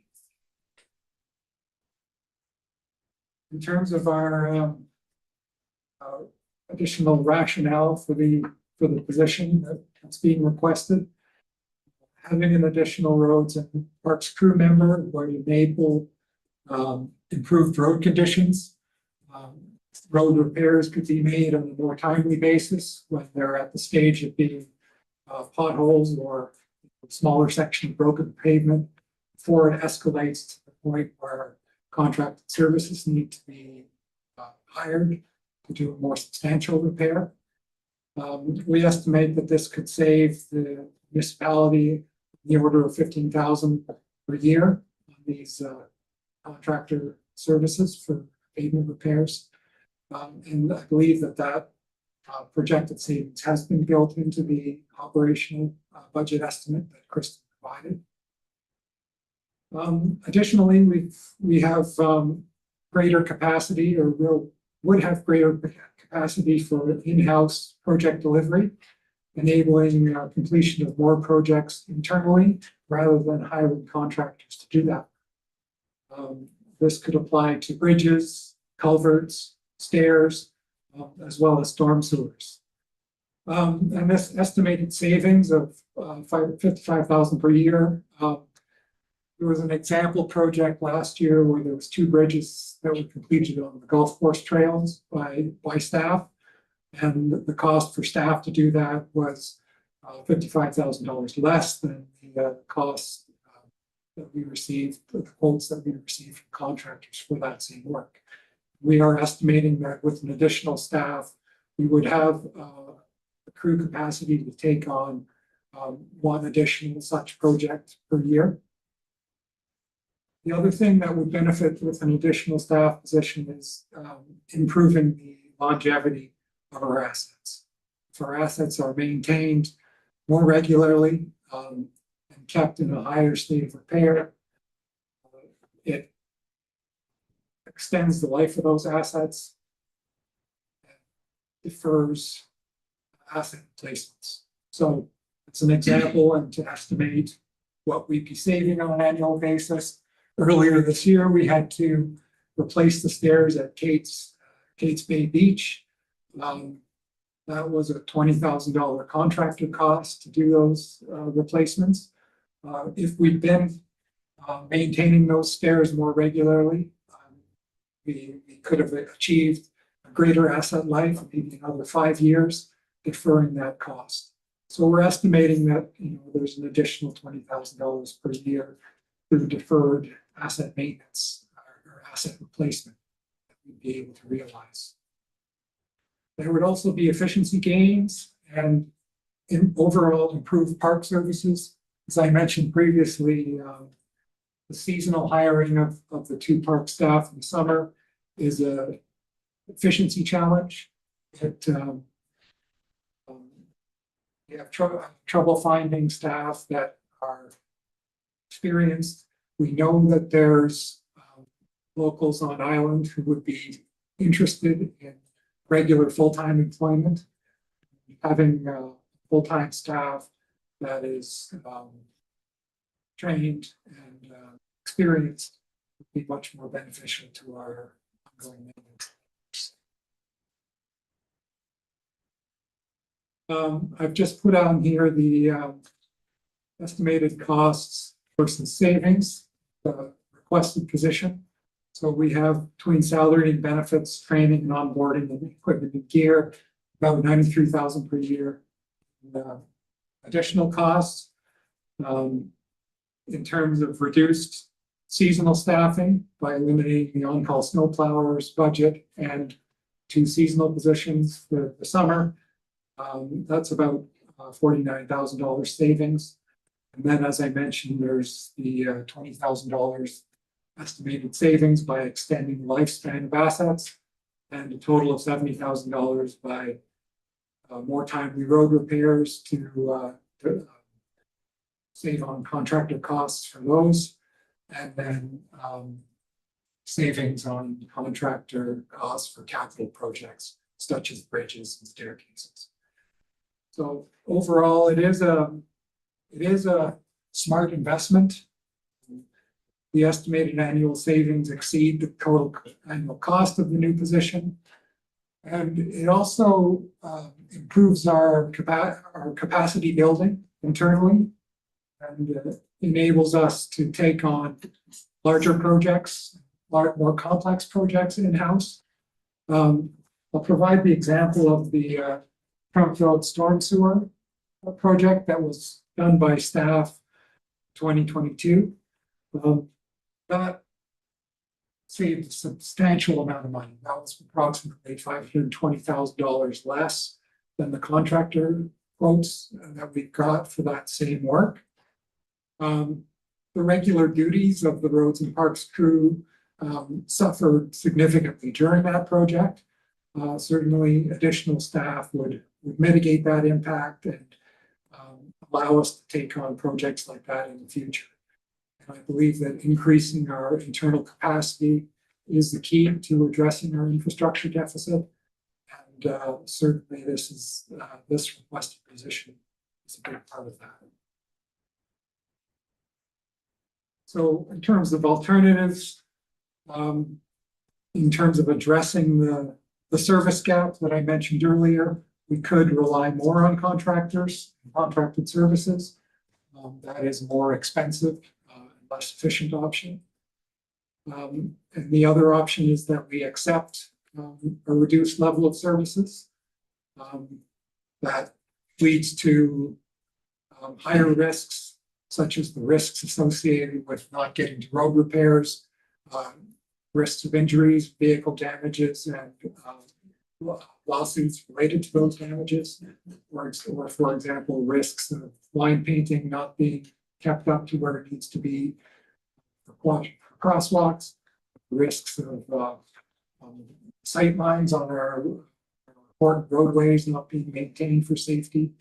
And it's also lower public satisfaction. We saw earlier with the public survey that Kristen presented, that there are complaints that people have about the condition of our roads and the need for better service in this area has been identified by the public. We do have alignment with council's strategic priorities for this position. Asset management has been identified as a strategic priority by council and also by the public survey. Certainly having better maintained assets with prolonged service life is a big part of that. It does relate to climate action in that if we're relying less on off-island contractors to do work for us, there's less ferry and vehicle emissions. And it relates to objectives around community engagement, providing another opportunity for local employment for on-island residents. Supports that objective. So that's my summary. There's a lot more detail provided in the document that's included in the agenda package. That's my summary of the need for the position and the benefits associated with it.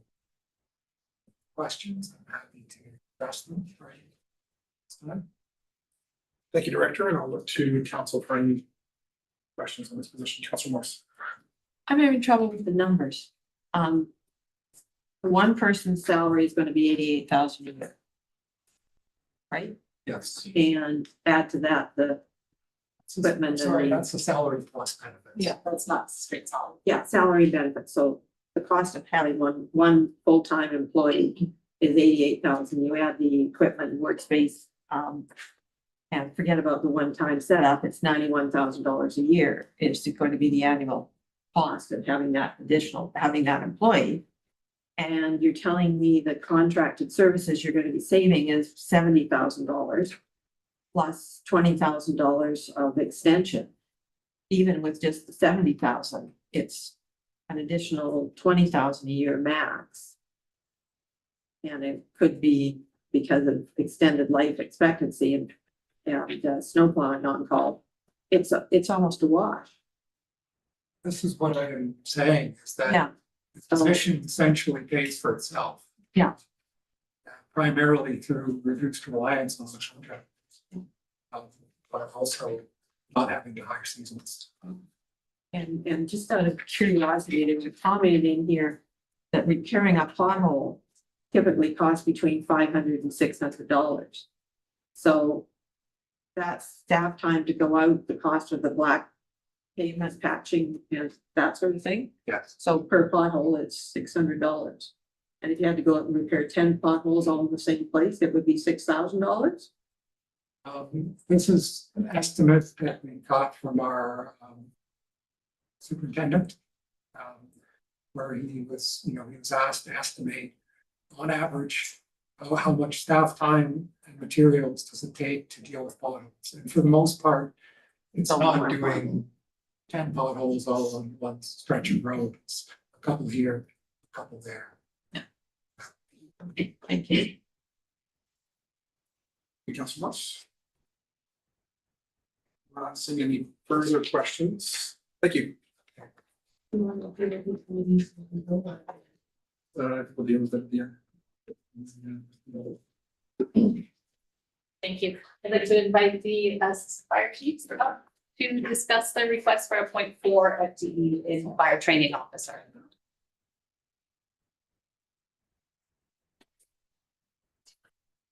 Thank you, Mayor and Council.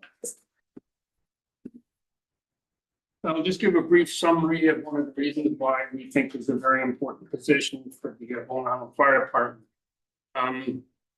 We're asking for a 0.4 FTE for an assistant training officer. The BC requirements now for even a volunteer fire department are identical to those as a career department. We have 5 levels of training right now. Through one training officer who's trying to juggle all these, we've got 4 new recruits that have a completely different outlook or onset of what the fire hall is. We've got our first responders, which we have to keep them all up. We've got our exterior fire department, interior fire department, and then maintenance for all of those together. And that's all put on our training officer. He does get help through the fire chief, who's full-time. Gets help through myself, I'm part-time. Training officer is also part-time. So there's just so much that we can do in a week to try and get everybody ready. The standards I've said are high. We can drop the interior, which would relieve a lot, but we're not gonna go buy a burning house and not go in. So there's levels of this that we said, okay, well, we can reduce what we want to do or we can do, but that's just the risk then to the public. That's kind of the big one, what we want. And Mike, if you want to bring anything in? Yeah, I think it was Ian hit most of the points that Mike Harwick is fire chief and right now training officer at the fire department. As Ian stated, we have certain levels of training to get people through. So we try every year to take on as many as 4 members, and we were successful with 4 new members this year. Our department is an interior department. So as Ian stated, we have the capability to go into the burning house to save an individual or go into the house to put it out. In the past, we were not. We were only an exterior service department, which most people didn't know. I think the department tried to do their best with what they're training. And I think after we had have a report done on the fire department, it kind of showed us all these missing gaps that we need to fill. So we have done. But because of that, there's been an onslaught of what's been required by us for training to keep the skill level of these volunteer individuals up. And the key is volunteers having up to 30 individuals come and volunteer their time at different times that their life allows them to, but also to do the required training for them. So as an example, the exterior program can take up a year for an individual to finish. We register through the JI Institute. Some of it's held by online training. The rest is done by myself for practical training. Then we use a third-party person to come and do their practical analysis to sign them off on that individual scope of work. So we have those versions are that you have to complete your first responder, which gives us our medical response to the island.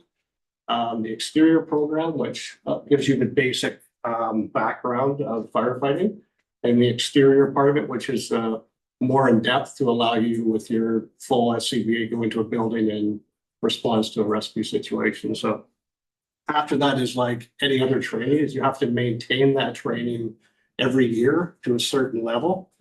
So we have those different levels of people that need to be trained.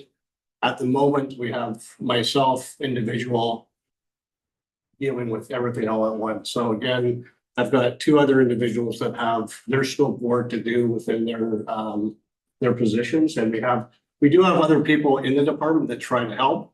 But as you can imagine, it's not the same 30 individuals coming on that Tuesday night practice every day. So to try to pin somebody down and say, well, you're the training officer helper tonight is kind of like you roll the dice and see what you have. So yeah, I think for myself as a training officer, the outlook to maintain this longevity wise is not doable. I definitely don't want to be put into a position that I can't do my job properly anymore. So the idea of having some help on the assistant training part would be huge to allow me to get, there's a lot of administration part of this job that I'd love to be, either I can take that on or I can be more hands-on with the fire training itself. So it's not just a training officer, but you're an administration person, you're doing a lot of roles. So for one person that's in a part-time position on top of being an assistant fire chief is a lot to do. So help would be would be great. Part of the administration part is one of the big keys. If we don't have everything documented down, if we ever get an audit, not just the fire department, but the municipality could be liable for if something sideways goes on a scene. And they said, well, has he been trained? And we said, well, yeah. And he said, well, let's see their records. Oh, we don't have it. So there's an awful lot of behind the scenes stuff that is done by a training officer and the fire chief that involves just putting things into the computer, writing all the reports, everything else. And one of our graphs that we have on here, we didn't have it up on the screen. In the last 5 years, in 2021, we had 166 calls. It's gone up every year since. Last year, we had 247. Right now, we're at 218, projected to be at 291 by the end of the year. So that's like 75% of when the pager goes, it's medical. And on a small island, a lot of the times you go, you know the people you're dealing with. So it's sometimes it's hard on the members because you're helping a friend or you're helping a family member, and yeah, it just gets a bit of burnout for some members that when the pager goes, we've had a few that said unless it's a structure fire, if it's a medical, they just shake and just said, I can't go.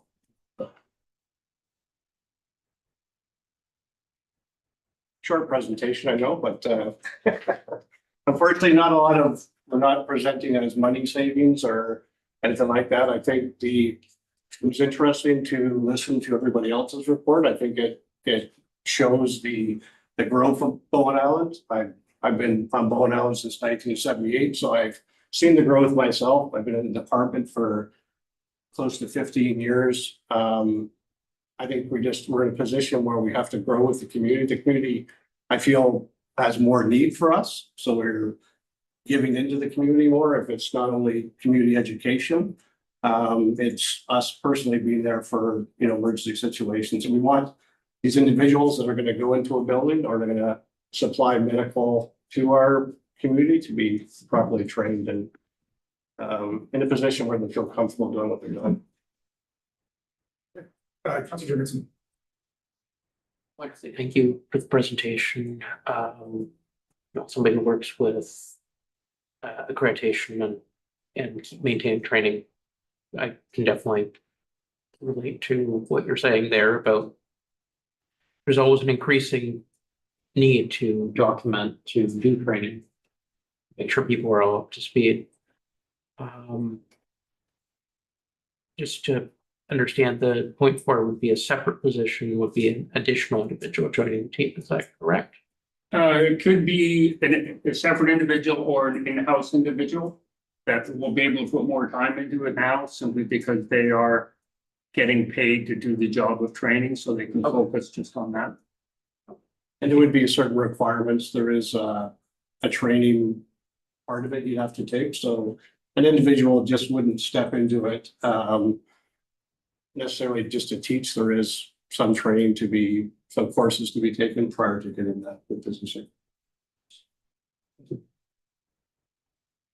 Councilor Fest. Thanks for all the information, and I'm a bit astonished about I always am astonished at how the number of calls keeps rising.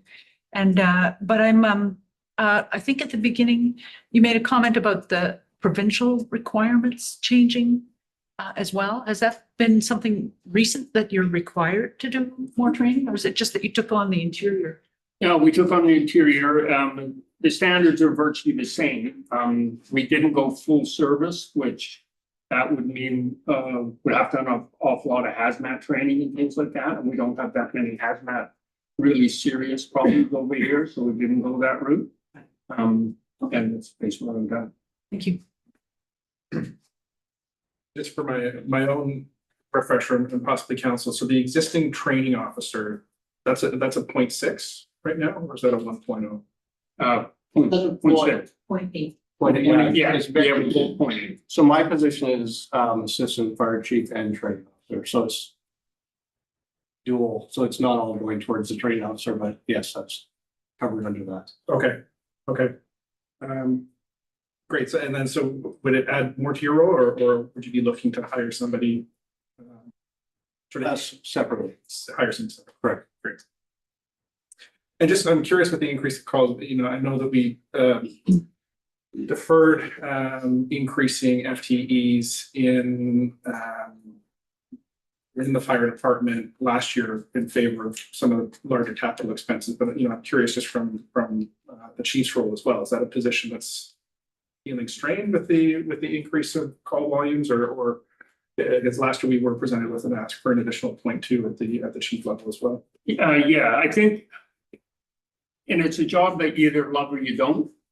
Both Mike and I love it, and I know Aaron does also. So, like, yeah, I'm 4 days a week. You can drive by there almost 7 days a week and see my vehicle there. Yeah. Simply because there is that much to do. Okay. Not just going out on calls, all maintenance. We have to take care of all of that and everything else. But it's if you love it, it's not work. I think the idea in the admin is administration part of it, it needs to grow a bit in regards to a succession plan. We need, you know, the department's been set up the way it is for a while, but having a succession plan and having more opportunity to draw from the members that are volunteers right now to want to pursue this, you know, if we're not going to be here forever, but we'd love, we'd love for it to grow. And I mean, it is hard. I think, you know, I'd be wrong to say that we wouldn't be here. At least I wouldn't try to be here every year to ask for, you know, full time for individuals in that administration building. It's just to give examples for, you know, when people go away, our job may be paid for 7 days, you know, 7 hours a day. When I'm at duty shift, I'm on 24 hours a day. I'm not paid to be on 24 hours a day, but that's what my position is. So it's a gray area of the time spent versus the time paid, I know. But again, like Ian said, it's not something that was a surprise to us. It's the role and job that we've all taken on and we do enjoy. But I think moving forward, because of everything from the new people that live on the island to the volunteers, you're going to have to, we want a bigger draw for them to want to be in these positions, because we need people to fill those positions in the future. Because we don't have that, I'm afraid that maybe we don't want to be in a position where we don't have people that want that. Yeah, that was part of the impetus behind my questions, is really around the sustainability, particularly of your roles as well, and valuing them appropriately given the increase in you know, equipment that's gone in, the new facilities, the increase of calls and those pieces. So that's something that council should look at and take into consideration as well. Totally, yeah. Council Fast. One more question, just relating to climate impacts and wildfire, which I understand has always been a risk, but now is an increased risk. You've taken on the Fire Smart program and all these other kind of grant funded programs. So that's, am I right that this is another area that the fire department has taken on through the leadership and your admin at the same kind of? Are you talking the Fire Smart one? Yeah. Well, yeah, one of our members took that on. I think it actually went out that anyone could apply for it. Oh. And I think quite a few people did. But he took that on. He's very qualified for it. So that's grant funded. He gets paid through grant money, nothing through the municipality. So Right. that's how we do it. Okay, thank you. And does that involve administration and coordination with the fire department? No. With the fire chief maybe overlooking? Well, there's definitely overlooks. supervisory. Yeah. Okay, Yeah. okay, Yeah. good, but it's not part of the regular. No. Okay, thank you. I No. was curious. Yeah. Not seeing any further questions. Thank you so much for being here today, gentlemen. Oh, just one more note, when Mike was mentioning when everyone goes away, Mike and Aaron are going to Vegas for 5 days, so. Be on for the next one. Well, you know, after you know, we're all looking forward to Halloween this year as well. And More weeks, yeah, fireworks ordered. thank you. Thank you for your time. All of us know. Thank you. And the CAO now will be presenting regarding the strategic officer staffing request. I'm gonna change perspectives here. Did you join me at PCAO? Sure. It looks a lot different from up here. Appreciate why some staff get nervous. So I am going to talk about the Strategic Initiatives Officer today, which is a new FTE we're bringing forward, and it's hard to quantify savings in the way Public Works position was presented. But it's something that we feel is necessary given the evolution of the organization and some of the big strategic things we want to do. Particularly on the ferry management issue and the number of moving pieces involved with that. Is for somebody to work with across the organization. Some of these strategic initiatives require across the organization championing project management and those types of things. We have some other issues like procurement and purchasing policy, which also is outdated and has led to some instances, some lessons learned from past projects where we could have done things differently, and we want to update that. We've spoken about the leadership development program and how that's elevating the competencies of our senior management team. And hopefully some of that added work that we've been doing is coming through in the presentations we're giving to council.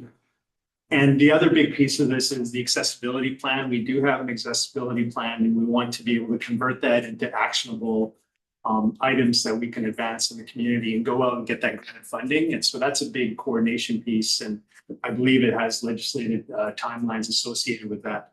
But in addition to that, there's a few other areas. One of them is business continuity, planning and programming. It's a big part of what organizations need to contemplate. And right now, we're very busy with our emergency management program.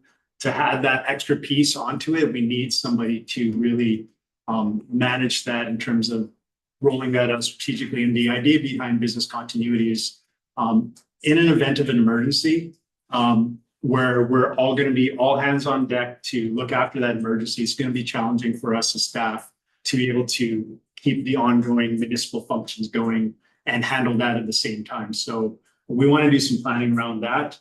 And the other area where I feel is a strategic initiative that is really an area that needs to be addressed is around the health and safety program. We should be doing more. I believe we need to have greater supervisor training for safety.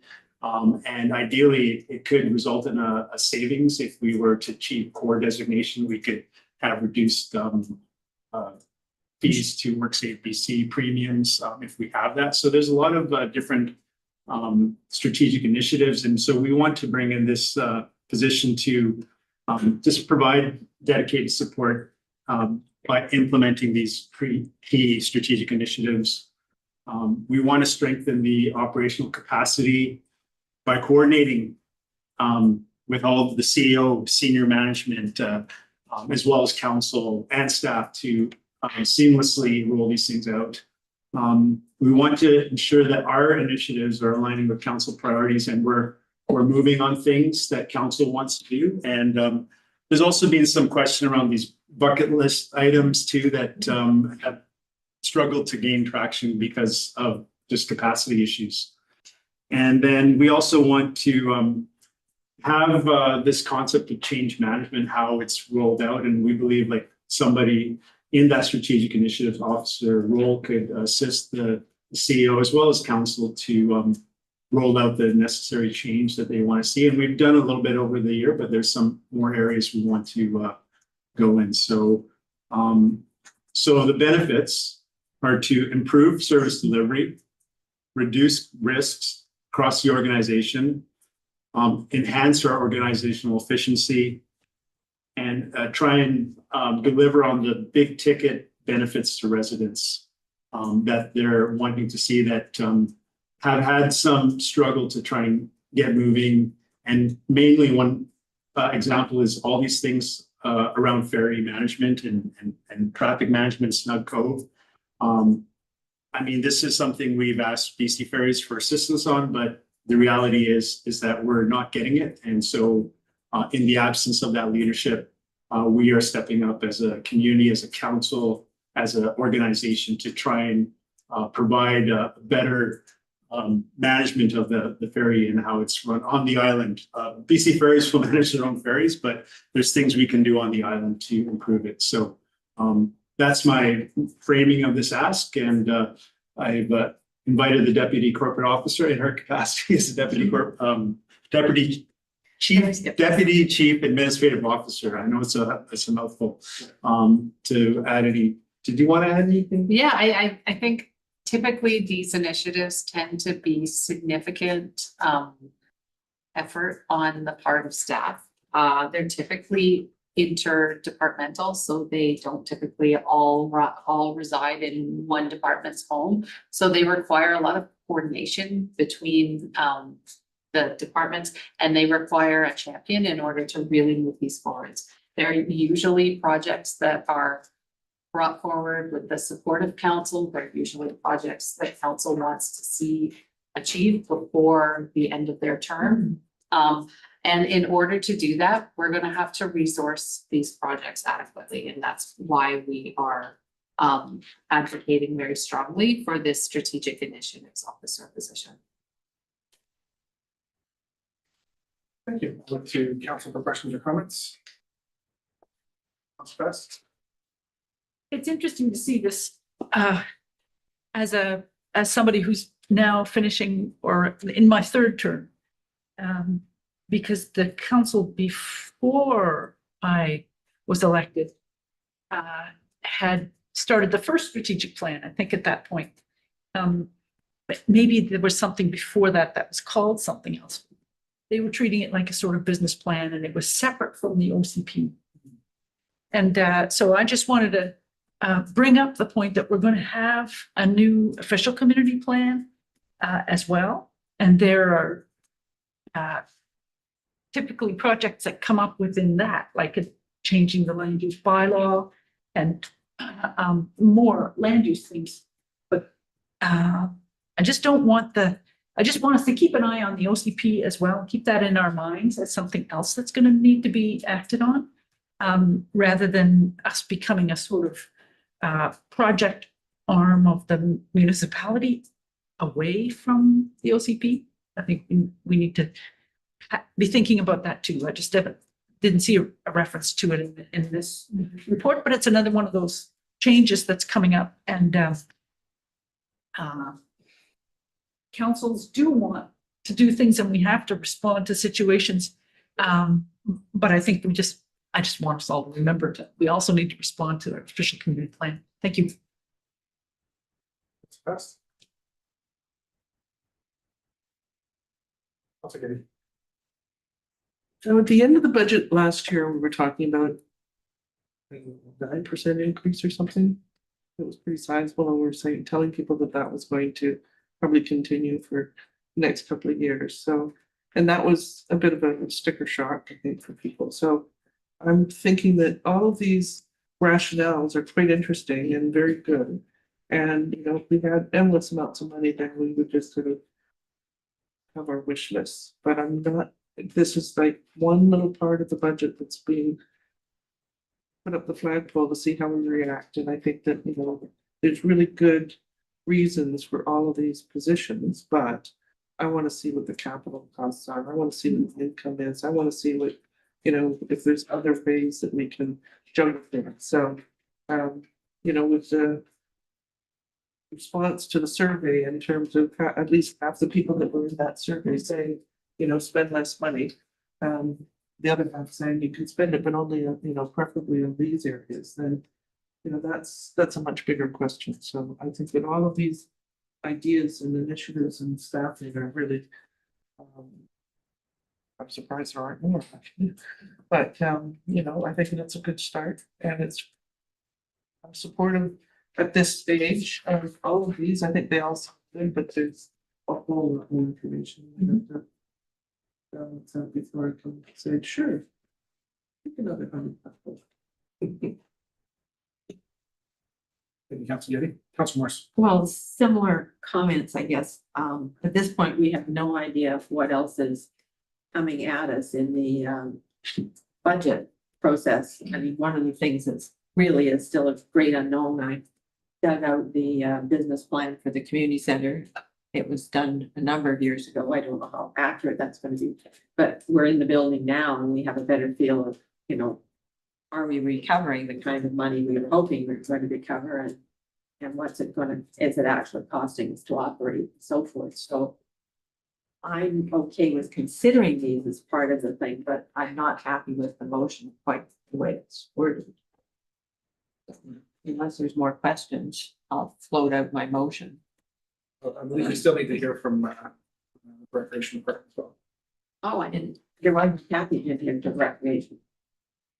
Don't follow if they're speaking. It's not.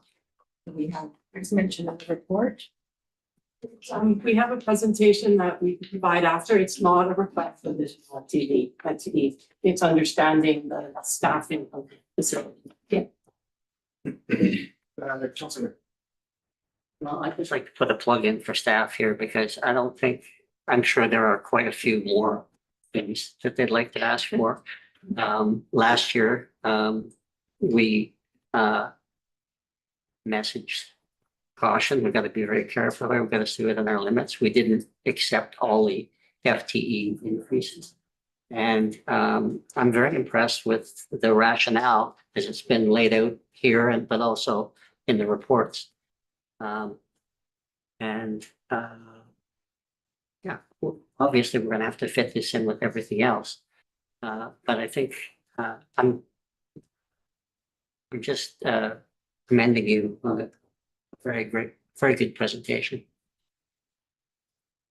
I just want to say that from my perspective, we heard the message loud and clear last year on what you wanted to see, and I commend the CFO beside me here on the great work she's done to try and put together these rationales, but also staff contributed to that, and Staff did most of Yeah. the work. yeah. So although somebody's got to leave it, I guess, at the end of the day, but they've done a ton of work, and we're always open to feedbacks on how we can make it better, but we're glad to hear that feedback. Thank you. Thank you.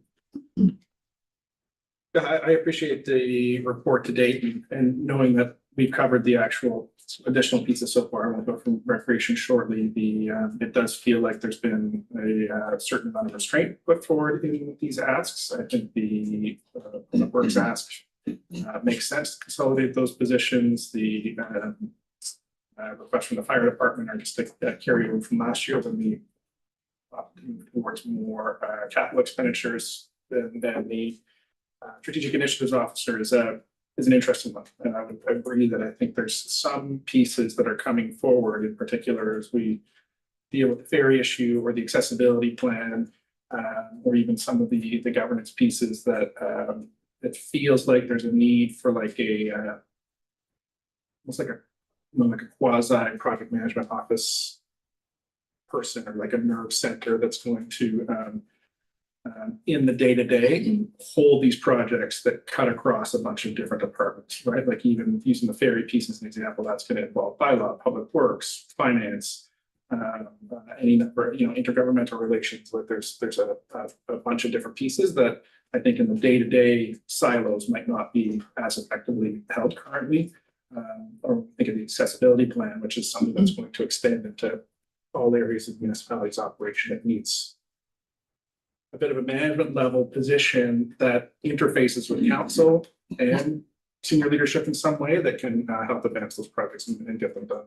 So I'm really curious to see how that looks in context with the rest of the budget. And I appreciate the recommendation here, which is just to, graft it with those inclusions. And I know the council, when we get the budget and see the context of the capital planning, we can do what we did last year. If we need to go line by line and change things, or remove them, that's always a possibility. So again, I think it's a budget of restraint. I think it's one of efficiency, and I see a vision of effectiveness in what's being brought forward here, which is appreciated. So thank you.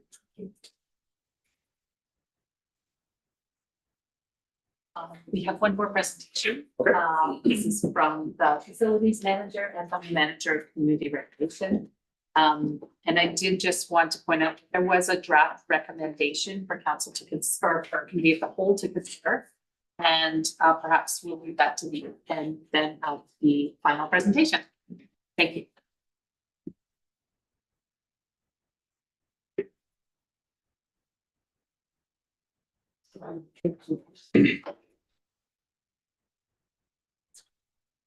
Thank you, Mayor and Council. Lee Vincent, Facility Manager, and I were here to present together. Because while the facilities team is not within the Recreation Department, we share the responsibility for running this facility and work together every day to make that happen. So this presentation, as we've said, is not a request for additional FTE. But there is a proposal to utilize previously approved staffing resources within the Recreation Department in order to address the emerging community center operational needs. So just over 6 months ago, BIM opened the doors of this facility, and it brought major changes in operations for the Department of Recreation and Community Services. The Bowen community has quickly embraced the array of opportunities hosted at the center. And we can expect that this to continue to trend upward. And in fact, is that not the goal of this facility? We'd like to talk a little bit about what this expanded scope actually looks like for the department. And I'll go through each one of these briefly with upcoming slides. So there's extended hours of operation and front desk customer service requirements, expanded programming equipment maintenance, the facility booking coordinator position, event support liaison, and theater technicians. So in terms of the extended front desk hours and customer service requirements, the Recreation Department formerly existed in the basement of the school. And actually even calling it front desk caused my team to laugh because they said that was not front desk. Nobody came in. You know, it was not the same type of operation. But I think it's a statistic. It was like one visitor a day. exactly. It's not the same. People, the way that the community wants to engage here with us is an entirely new reality. So at the former location, we were open to the public 40 hours a week. Currently, the front desk hours are 68 hours a week, which represents a 70% increase. It also, you can see there's extended hours of operation that we've tried to provide during Monday through Friday and Monday through Friday, for the after hours, after 4:30, because 4:30 or 5 o'clock till 7 are peak user hours of the facility. So not having somebody there ends up being quite a problem for many reasons, and less revenue if you're not there to take their money, then those who are not fully honest are not inclined to provide it. But so this is a level of service that we've identified as a need, and of course, council has the opportunity to set the desired level of service if that is something that we should do. So as I mentioned, the community interacts with recreation in a new way now. It's all day long, it's questions about any number of things. It doesn't necessarily need to be about rec. They want to talk to us what they like, what they don't like, what they think about the cougar, what do we think about the cougar, just all kinds of things, right? So, and while it's undeniably valuable to have these frequent touch points with our community members, it creates a work environment that is continuously disruptive and really not conducive to tasks that are focused. So I, for one, I cover front desk sometimes, and I've tried to have a phone call, I've tried to take a meeting, and it's really awkward, if not completely impossible to do that when you're at that spot. And the other piece of it is it says addressing customer service needs will always take priority over the regular work of programmers, managers, and the custodians. If someone has a need, you resolve it. Next slide is about expanded use, and this slide focuses on the fitness center exclusively. So the data going back since 2021 shows a massive leap ahead in attendance. So this is entirely due to the new equipment in the fitness center that we acquired through grant funding. And so essentially we have a sign-in sheet that not all users, but a lot of the users use to tell us when they're coming. We would go through a sign-in sheet about every 3 weeks at the former location. It's about a day and a half in this current location. So the usership, it's just incomparable. It's apples and oranges, the two facilities. The membership program has been widely received. People love the monthly membership. But of course, with all of these individuals using this facility, there comes a lot of increased equipment maintenance. And we're doing that preventative maintenance is really key part of the work that we need to do. You know, they say if you build it, they will come. We built it and they're coming, right? So I mentioned earlier that currently there are 52 different programs that run weekly. And this is taught by over 40 different instructors, volunteer facilitators, and casual rec service leaders. We also run a lot of programs that aren't run every single week. So that's all the things like the Halloween dance this Thursday, community center takeovers, the movie nights. So we work in partnership with the Bowen Island Film Society to host those. So it's very much a partnership and each one requires a fair amount of work. So this is 2 programmers on staff that are leading all of the development of this.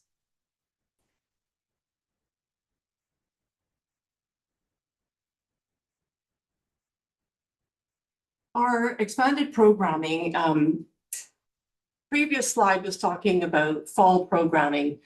This is to demonstrate a little bit the difference with summer, what summer looks like. So in the past, the recreation department would try to run programs in the summer. It was very difficult to get instructors to commit, and it was even more difficult to get the participants to commit. This facility is showing that that's quite different. And throughout this past summer, this year, we had 143 weekly enrollments, comparing that to 13 last year, which granted there were no facilities. So, but the previous year, 58, and 2021 and 2022, there were zero enrollments. Now we know that was COVID and people coming out of COVID, which was a boost in 2023. But it's a significantly larger number of enrollments. The drop-in opportunities have also increased dramatically, and now each one of these drop-ins is an interaction with the user. We've also shown here the gross annual revenue from recreation programming. So that is also trending upwards. We're anticipating by year end to hit 260,000, and that's recognizing that January, February, March, there was no programming for us.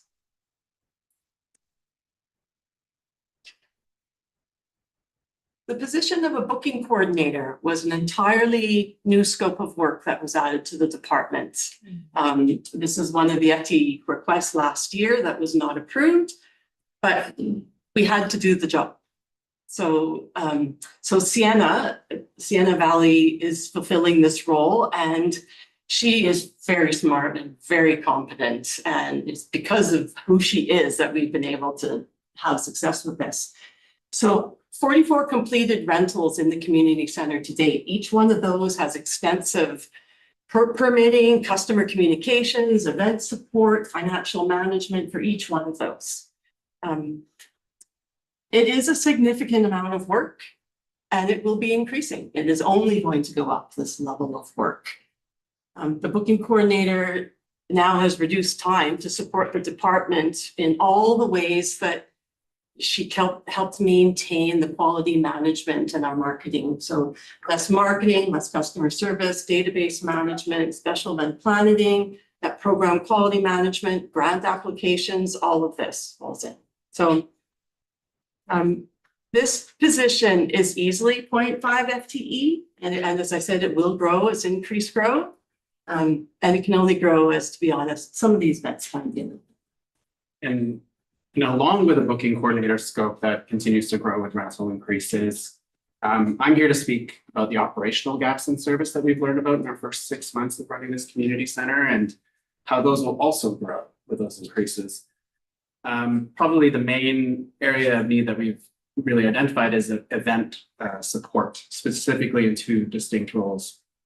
The first one being an event liaison. So this gap was identified by the JMC committee before we opened, and we knew it was going to be there, but we also knew that there was a need for a go-to person to manage the logistics of events, major events, small events during the event.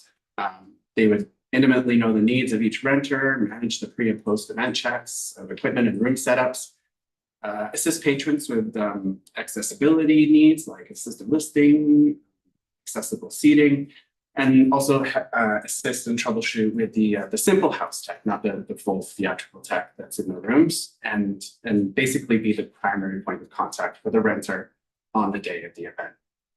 And so, you know, as Jillian has mentioned, we have front desk here, we have custodial staff here that are on site and are always willing to help and always do their best, but it's not always feasible to have them be deeply involved in event planning and execution due to, you know, their limited work hours, existing workloads, more workloads coming with a building that is 6 months old and being used. And sometimes the knowledge that and skills that are required to support these renters, they may not just have. Often this results in staff being called in, often myself, often also Sienna and Jillian and other rec staff being called in or being called or, you know, anxiously waiting by our phones at home, knowing, you know, there has to be somebody to answer those questions if somebody calls. The second gap in event support is theater technicians.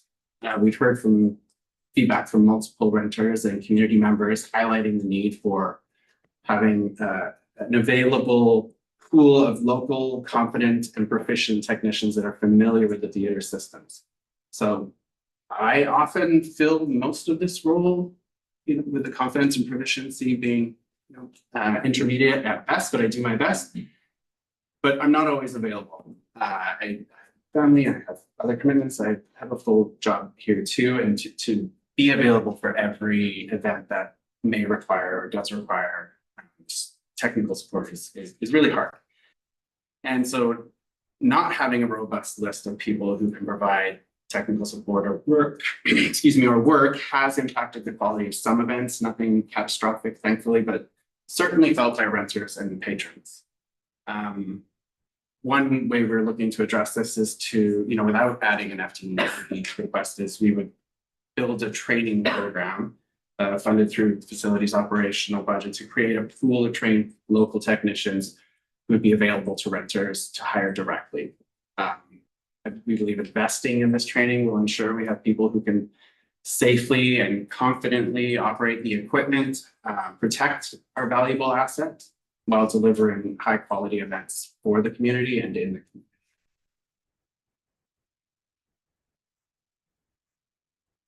I'd like to talk a little bit about some of the risks with this approach, because essentially what's happening is, you know, we'd be shifting resources from programming to running operations. So there are some risks associated with that, because one of the things that happens is that our programmers have less time to work together. As one starts at 8 and one starts at 10 and one works on Sunday, you know, we're trying to spread them out to do that coverage. And that significantly reduces the efficiency of planning. One of the really, really important roles of the program development phase is peer review. So in the ActiveNet software, there are 100 different buttons you have to press, and, you know, all the details of the fees and the ages, the descriptions, applying the proper taxes. There's so much detail in that it's very, very focused work, and that peer review is a really essential part of that process, so you don't get it wrong. The same is somewhat true in marketing communications. You may remember that Recreation Department is responsible for all of its own marketing. So we have our own Facebook page, we have our own monthly newsletter, we put out seasonal flyers. So that is something that we do entirely on our own. And you have to have multiple eyes and checks on these, otherwise it's wrong. And then you get community members telling us how wrong it is. So one of the additional risks, there'll be less time to put on these one-off activities and special events open to the community. So this is a photo here of the Celebration of Spring Easter event that we had, the hunt, which was one of the very first activities in the facility, actually. Some additional risks include it's a challenge for those programmers to maintain oversight of all of those 52 programs. if you don't have the time available to have those connections with the instructors, develop your relationships with the participants, give them feedback, respond to feedback, and all of the things that you need to do to make sure you're running a program that you're not actually seeing in action. The erosion of important relationships with the community partners is a little bit frightening to me, quite honestly. I think that the part of the success of our community and our department is the extent of the relationships that we have with other organizations and others in the community. And limited capacity to participate in community events put on by others as well. BoFest is an event that we started doing a float for a few years ago. It's very well received, but it takes time and focus. Some of the financial risks, if programmers don't have time to develop new programs, well, there's a lot less revenue coming in associated with that. Seeking grant opportunities and managing those grants becomes a pressure, stress to do, as targeted marketing to boost registrations in certain programs. Risk to the audit if by mistake they tick the wrong box and we hadn't done that double check. It's another one. So one of the points that I'd like to say as we go through this is that it's not that the department has dropped all of these levels of oversight, but quite honestly, what ends up happening more and more is that as the staff aren't able in their workday to accomplish things, it falls to me, right? Because you have to do it. So the pressure is on us as staff is significant as well. Yeah, and as that pressure continues, there's other risks that come along with that. So there's risks to the facility, this brand new facility, and equipment damage or wall damage. That we're 6 months into a well-used space. Things not being put away properly or stored correctly, they get lost. We don't know where it is. The next renter can't find it. And then also some equipment is dangerous if it's not installed properly. It's above people's heads. It's above the stage. It's heavy stuff.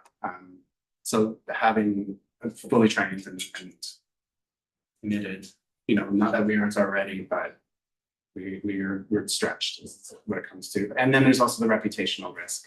There has been some emails that we've received that essentially asked why are people who are running large events essentially left to fend for themselves. We've spent hours helping them try to figure out all their hiccups and challenges and any needs that they may have, but something comes up and there's a front desk person who doesn't know how to turn on these lights or these sound things, and it looks bad on the building. And also, like we've heard from other theater companies on island, that presenters coming from off island would expect to have these supports in place. They would expect to have somebody here when they show up on Saturday at 5 o'clock or 8 o'clock in the morning to be able to help them have a full tour of the building and orientation of the building. And then there's also the perception that we have this high quality professional theatrical equipment and brand new space here, and if we don't have a pool of technicians, if we don't have somebody here to show everybody that, then there's only a few people who know how to use it, and so it doesn't get used possibly to its full extent.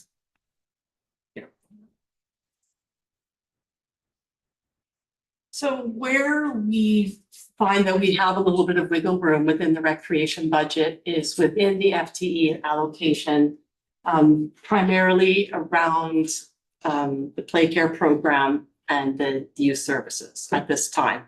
So what we're proposing, and as I say, this is something that we can get into much deeper discussion at the upcoming strategic planning and operational budget meetings. But there's a lot of change associated with programming at this level for a number of reasons. Some of it are the shifting needs of the community for childcare. The youth center closed this year, and there are regulatory requirements around what we can do for toddler age children. So at this time, we have some flexibility within that FTE budget in a somewhat of a temporary capacity. If we were going to implement more programming again, then obviously we have to be looking for that. So yes, we're getting by and we can do it, but you know, from what I understand is the plan with this facility is we want people to use it extensively. So this budget that we're presenting doesn't show a capacity for growth. It shows a capacity for us to get by as we're doing that. And we know that last year there was a comment to staff about not wanting to hear surprises about staffing needs. So this is kind of the heads up that there will be staffing needs coming up.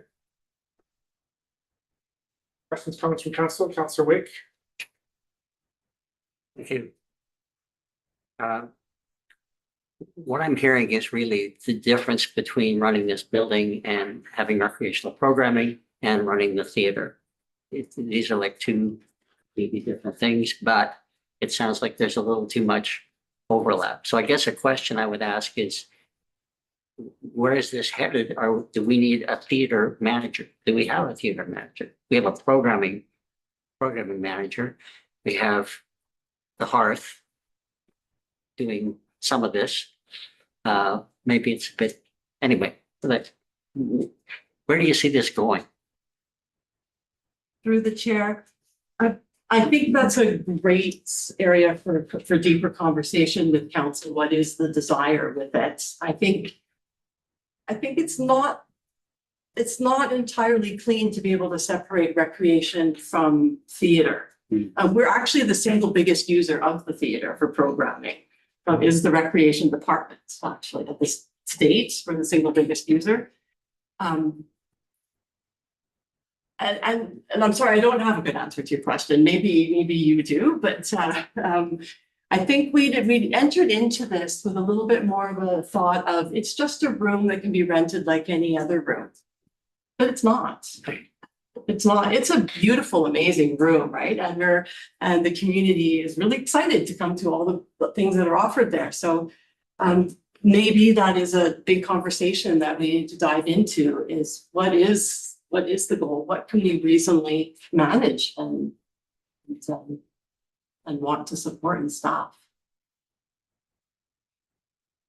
That's first. Thank you for giving us this update. 6 months of a brand new facility. Bound to be exciting anomalies in what we thought might happen and what's actually happening. And as coming with some facility management background a long time ago, eventually you come to the point where you're going, now we need to really activate this space, but some underused space compared to all the rest of them. But on the way to get there, you have to develop all the flexibility that you're talking about already, and a team of people that all kind of read each other's minds and know how everything works, and have this outreach into the community and have creative programming ideas. So anyway, kudos so far. And I appreciate the heads up, because I'm surprised at how quickly your attendance has grown and participation, because it doesn't look like the programs are that different than what you offered before, or are they? I guess that's my question: is has the programming really changed, or is it just the availability of the new spaces and the facility and the equipment? Through the chair, there's a lot of the same types of programming, absolutely, especially within the adult fitness classes. There are more of them. I think the theater itself has represented opportunities that we've not been able to do before. So, for example, those movie nights, we do things like the tween nights and the youth center takeovers, and those are new elements that we're able to add. But now we are able to run more at the same time now. That's the big difference. So for example, the flex room, that wasn't really intended in the design phase as a fitness room. Turns out a lot of our yoga instructors and jazzercise love it. They want to be there. And the attendance is boom. So jazzercise, for example, is a program we've been running for years. And the instructor is so dedicated and so determined. She's like, I would run it even if there's only a couple of us. I want to do it. But now we get it's maxed out at 12 people in that room on, several days a week. So it's just, it's interesting how this facility has changed the face of it all. So where we used to run fitness classes underneath the Children's Center on Carter Road, you would never stop by. You would never see something in action. Like I didn't even know it existed before I took this job, things like that. it wasn't part of your awareness. And the facility has changed that just remarkably. Thank you. Thank you, Councillor Quest. Councillor Giddy. One of the things that you were really, really helpful with on the joint management committee was that flow chart in terms of breaking down all of the different activities for the theater and the people that were involved in the kind of work. I'm thinking that now that we've got a reasonably good idea of where this is now and where it might be able to go, something like that would be really, really helpful. And in terms of both training and maybe where we can get volunteers and, when I'm thinking of the tour of the building, we talked originally about getting volunteers to maybe do that and to supplement so it wouldn't be all people at the front desk. But the numbers that you've got just for the front desk and the fitness center, and that's, I think possibly that's going to be the foundation in terms of income and use of the building, right? As we build the people that are coming into the theater and the grants that the Hearth is getting and things like that.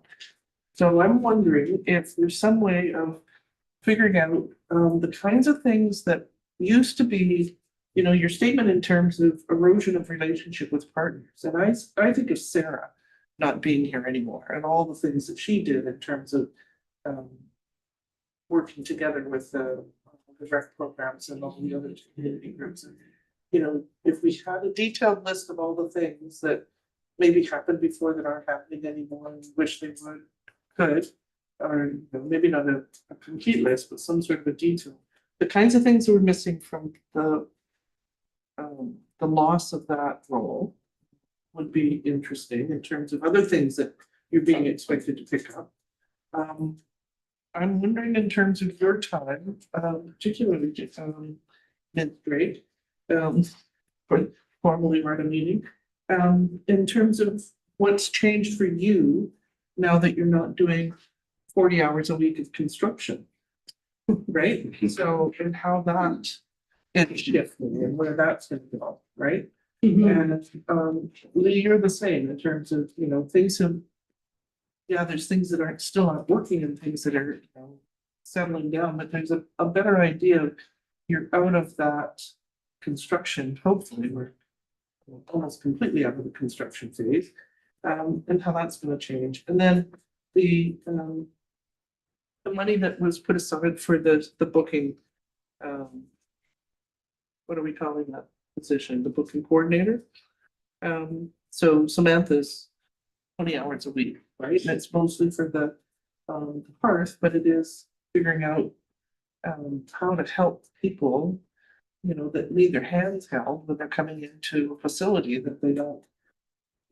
All those outside groups, how much are they providing or expected to provide, and if they figure out check sheets or something, checklists, how much of that can be used for other outside groups. So I'm also very concerned about, if we've dismantled the youth program and we've lost the youth center that was underneath the children's center, I don't want to lose sight of it, right? And I think that that's something that in the past, before we had any kind of youth programming, we had serious problems.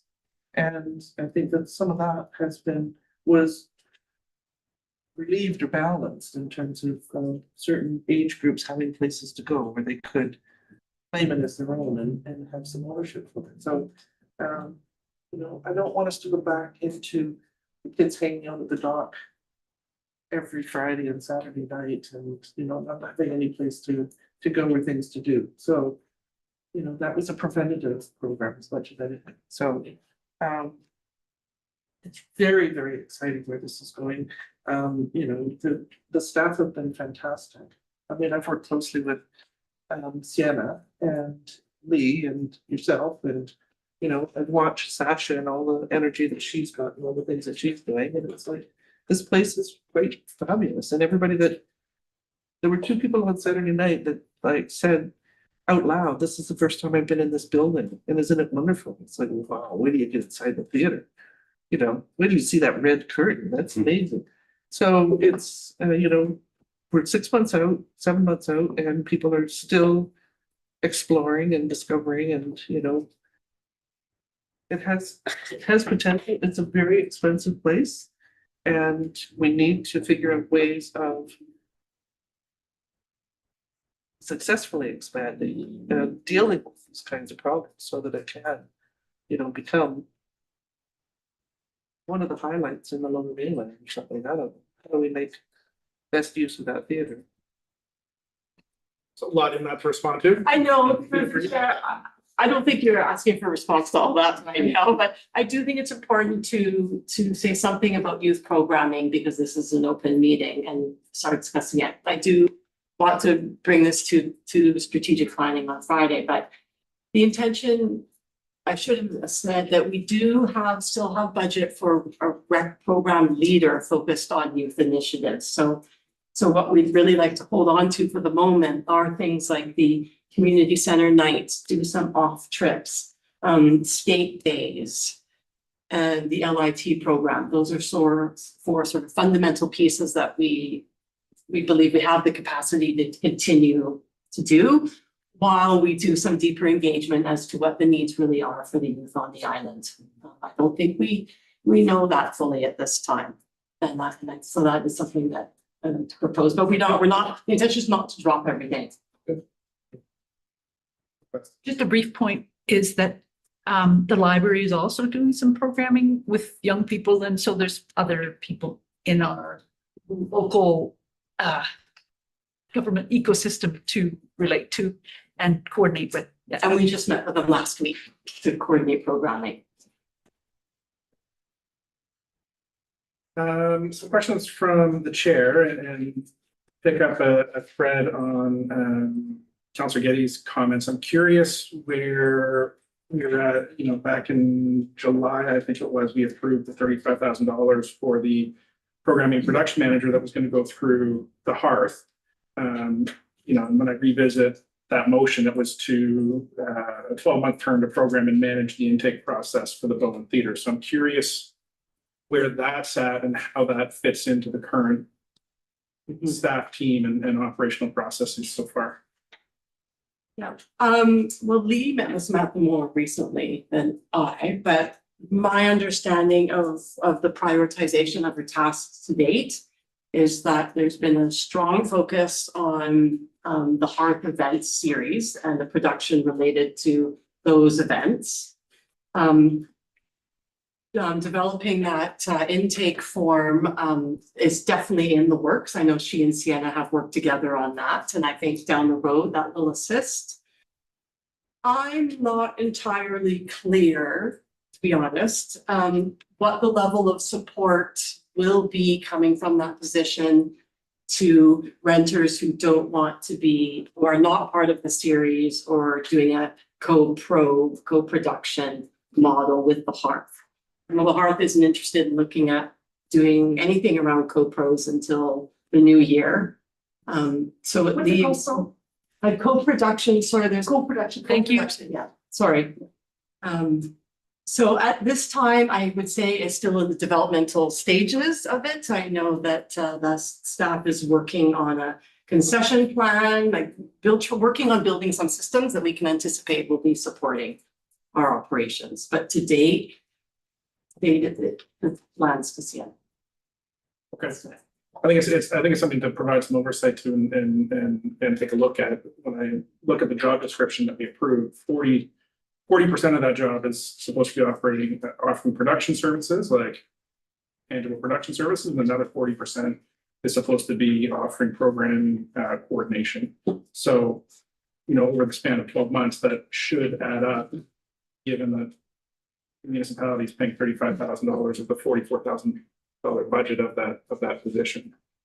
And it's something that we can look at after the year as well, but I think we're signaling that my interpretation of the intent of that position was that it was supporting the Bowen Theatre for all users, not specifically to Hearth Presents users, and that was the intention of the municipal funding for that position, and that would, it's something that we can take a look at. That was just back in July, but it's only been a few months, but it's something to look at. And I see our CFO. I just also wanted to add that we have communicated with them, reminded them of the requirement to do the 3 times reporting back to council between now and June 30th. So I believe they're on deck to come to December 8th. No, December 8th counts as a delegate and provide a presentation update for what they've done in the last 4 or 5 months. Okay. Yeah. I would suggest that perhaps they're still also in the phase that we're also in that we don't have systems and operate, like we're still developing all the systems and forms and startup procedures and all this type of stuff as we're doing it, but now we need the system doing it. So there's a lot of running and scrambling in that regard. Yeah. Which is totally fair, but I suppose just from this seat, I question whether we need to duplicate the services across both organizations. But the intent was to highlight that the title of that position is a programming and production manager position. So it's just food for thought. It's something that I'd be curious about, and I'm sure council will be curious about. Really to see if that position is going to extend long term. How does that fit into the operational scope and processes of the municipality in an efficient and effective way that serves everybody? The other piece I have, I appreciate the tone of the presentation. We don't have any FTE ads, but here's how alarmist things are right now. I mean, I can read between the lines. That said, I think what's encouraging in the numbers so far is that recreation with the municipalities is a department that can actually generate revenue. So, as the community center continues to operate, as we continue to see skyrocketing memberships for the fitness center or the weight room and other programs, that can generate revenue for other programs and services and staff if needed. I think some of the feedback that we got today in the budget process is interesting in that, there's a real contrast of folks who are satisfied and love the recreation programs versus what people don't want to spend any more money in or would want to see cuts. So, or not spending more tax dollars in, right? So if there's ways to have a net zero financial impact in new staffing, new programs, new recreation costs, I think that's probably a much safer way to go than down the road looking for tax increases that go to supporting more programs. To our CFO. To the mayor, I think that was one of the driving forces for the managers to come forward today to discuss that. Clearly, we're not operating a youth center at the moment. We're not paying a youth coordinator at the moment. It would be reasonable to expect to see some financial impact in the budget in the form of reductions. I think what the manager of community recreation and the facilities manager are trying to present today is, yes, we may not be doing this, but we're using and utilizing those resources and we need them over here. So I think what the intent is that certainly there's not going to be asking for increases to the budget, but certainly it's pretty clear from our perspective that if there's expectations that the budget's going to be cut because of the changes to that service delivery over the course of the year, that we're trying to get ahead of that and say we don't see it. Yeah. Okay. And the other curiosity that I have, just given the sort of layout of the facility and what we're seeing in terms of the front desk hours and the types of inquiries that recreation is responding to, if those front desk positions are truly 100% recreation positions, or whether they should be considered some combination of general admin and recreation, if that makes sense. Yeah, and I think there is some opportunity. We've discovered that perhaps sometimes something the staff can just put support out there.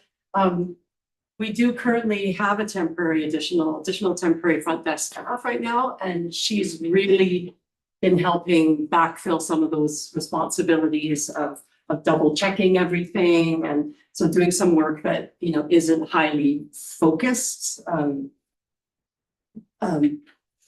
But I see your point. It's addressing more organizational needs as opposed to departmental needs at that front desk sometimes. And the last piece that, you know, I know it's been brought up a couple of times in terms of the youth programming and where we're going with youth, but you know, I think it's a tricky time for youth programming, especially as a professional myself that used to be in that youth programming space. I think there's a number of organizations that are finding that designing and delivering compelling programming for youth right now is a little bit like trying to light a fire in the rain. Where it's just not quite taking off as fully as it should. I think there's a case to be made, and I know that we'll be talking about it at strategic planning to maybe do some forest for the trees work and put some money into looking at a needs assessment and something broader that's, you know, what is everybody else doing right now? What's, you know, what constitutes really compelling youth programming in a way that we can start selling out programming in that teen space in particular. See, that is critical work too. And interestingly though, there's a bit of a misalignment with the desire to be net zero. And the same thing is often true with seniors programming or community events. They are not net zero, right? They're, you know, often the only way you're going to get the youth to something is if it's free and there's food, right? So so there are decisions to be made as, you know, as a council, where are the priorities? Are we supporting some of these things broadly because it enhances the quality of life on the island? Or is the mandate to be running at a cost neutral? Okay. Any other questions from council? Not seeing.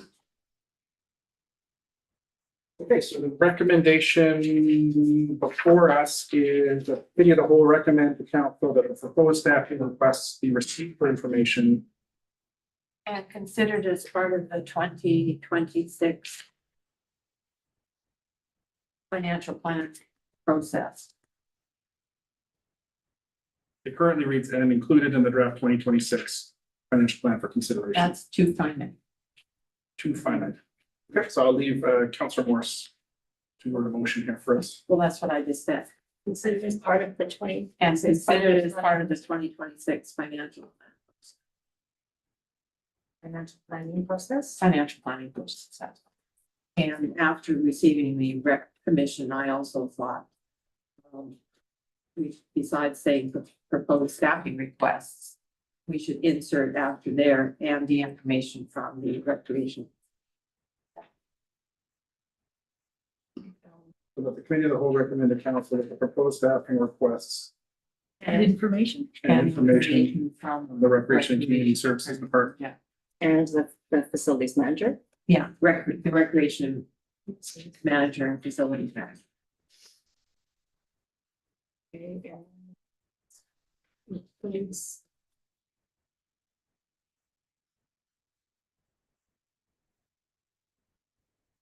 Okay, Chair. Yes, Councillor Nixon. Oh, I will second that. So- Just for clarity, are we able to have the motion read? So are we doing the amendment then? It hasn't even been moved, so it's not. Oh, I moved that. Okay, perfect. That the committee of the whole recommend to council that the proposed staffing requests and the information received by the Recreation and Community Services Department and the Facilities Manager be considered as part of the 2026 financial planning process. Can't be received for information and consider. Believe that. Yeah, it might be redundant. I think it reads, Okay, because we're not okay. totally receiving it for information, because we're actually doing something with it. Moved and seconded, any further discussion?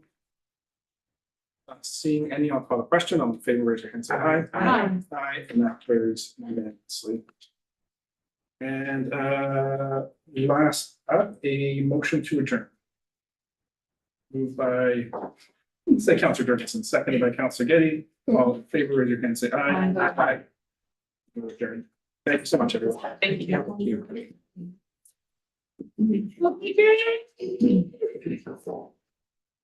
It's really coming.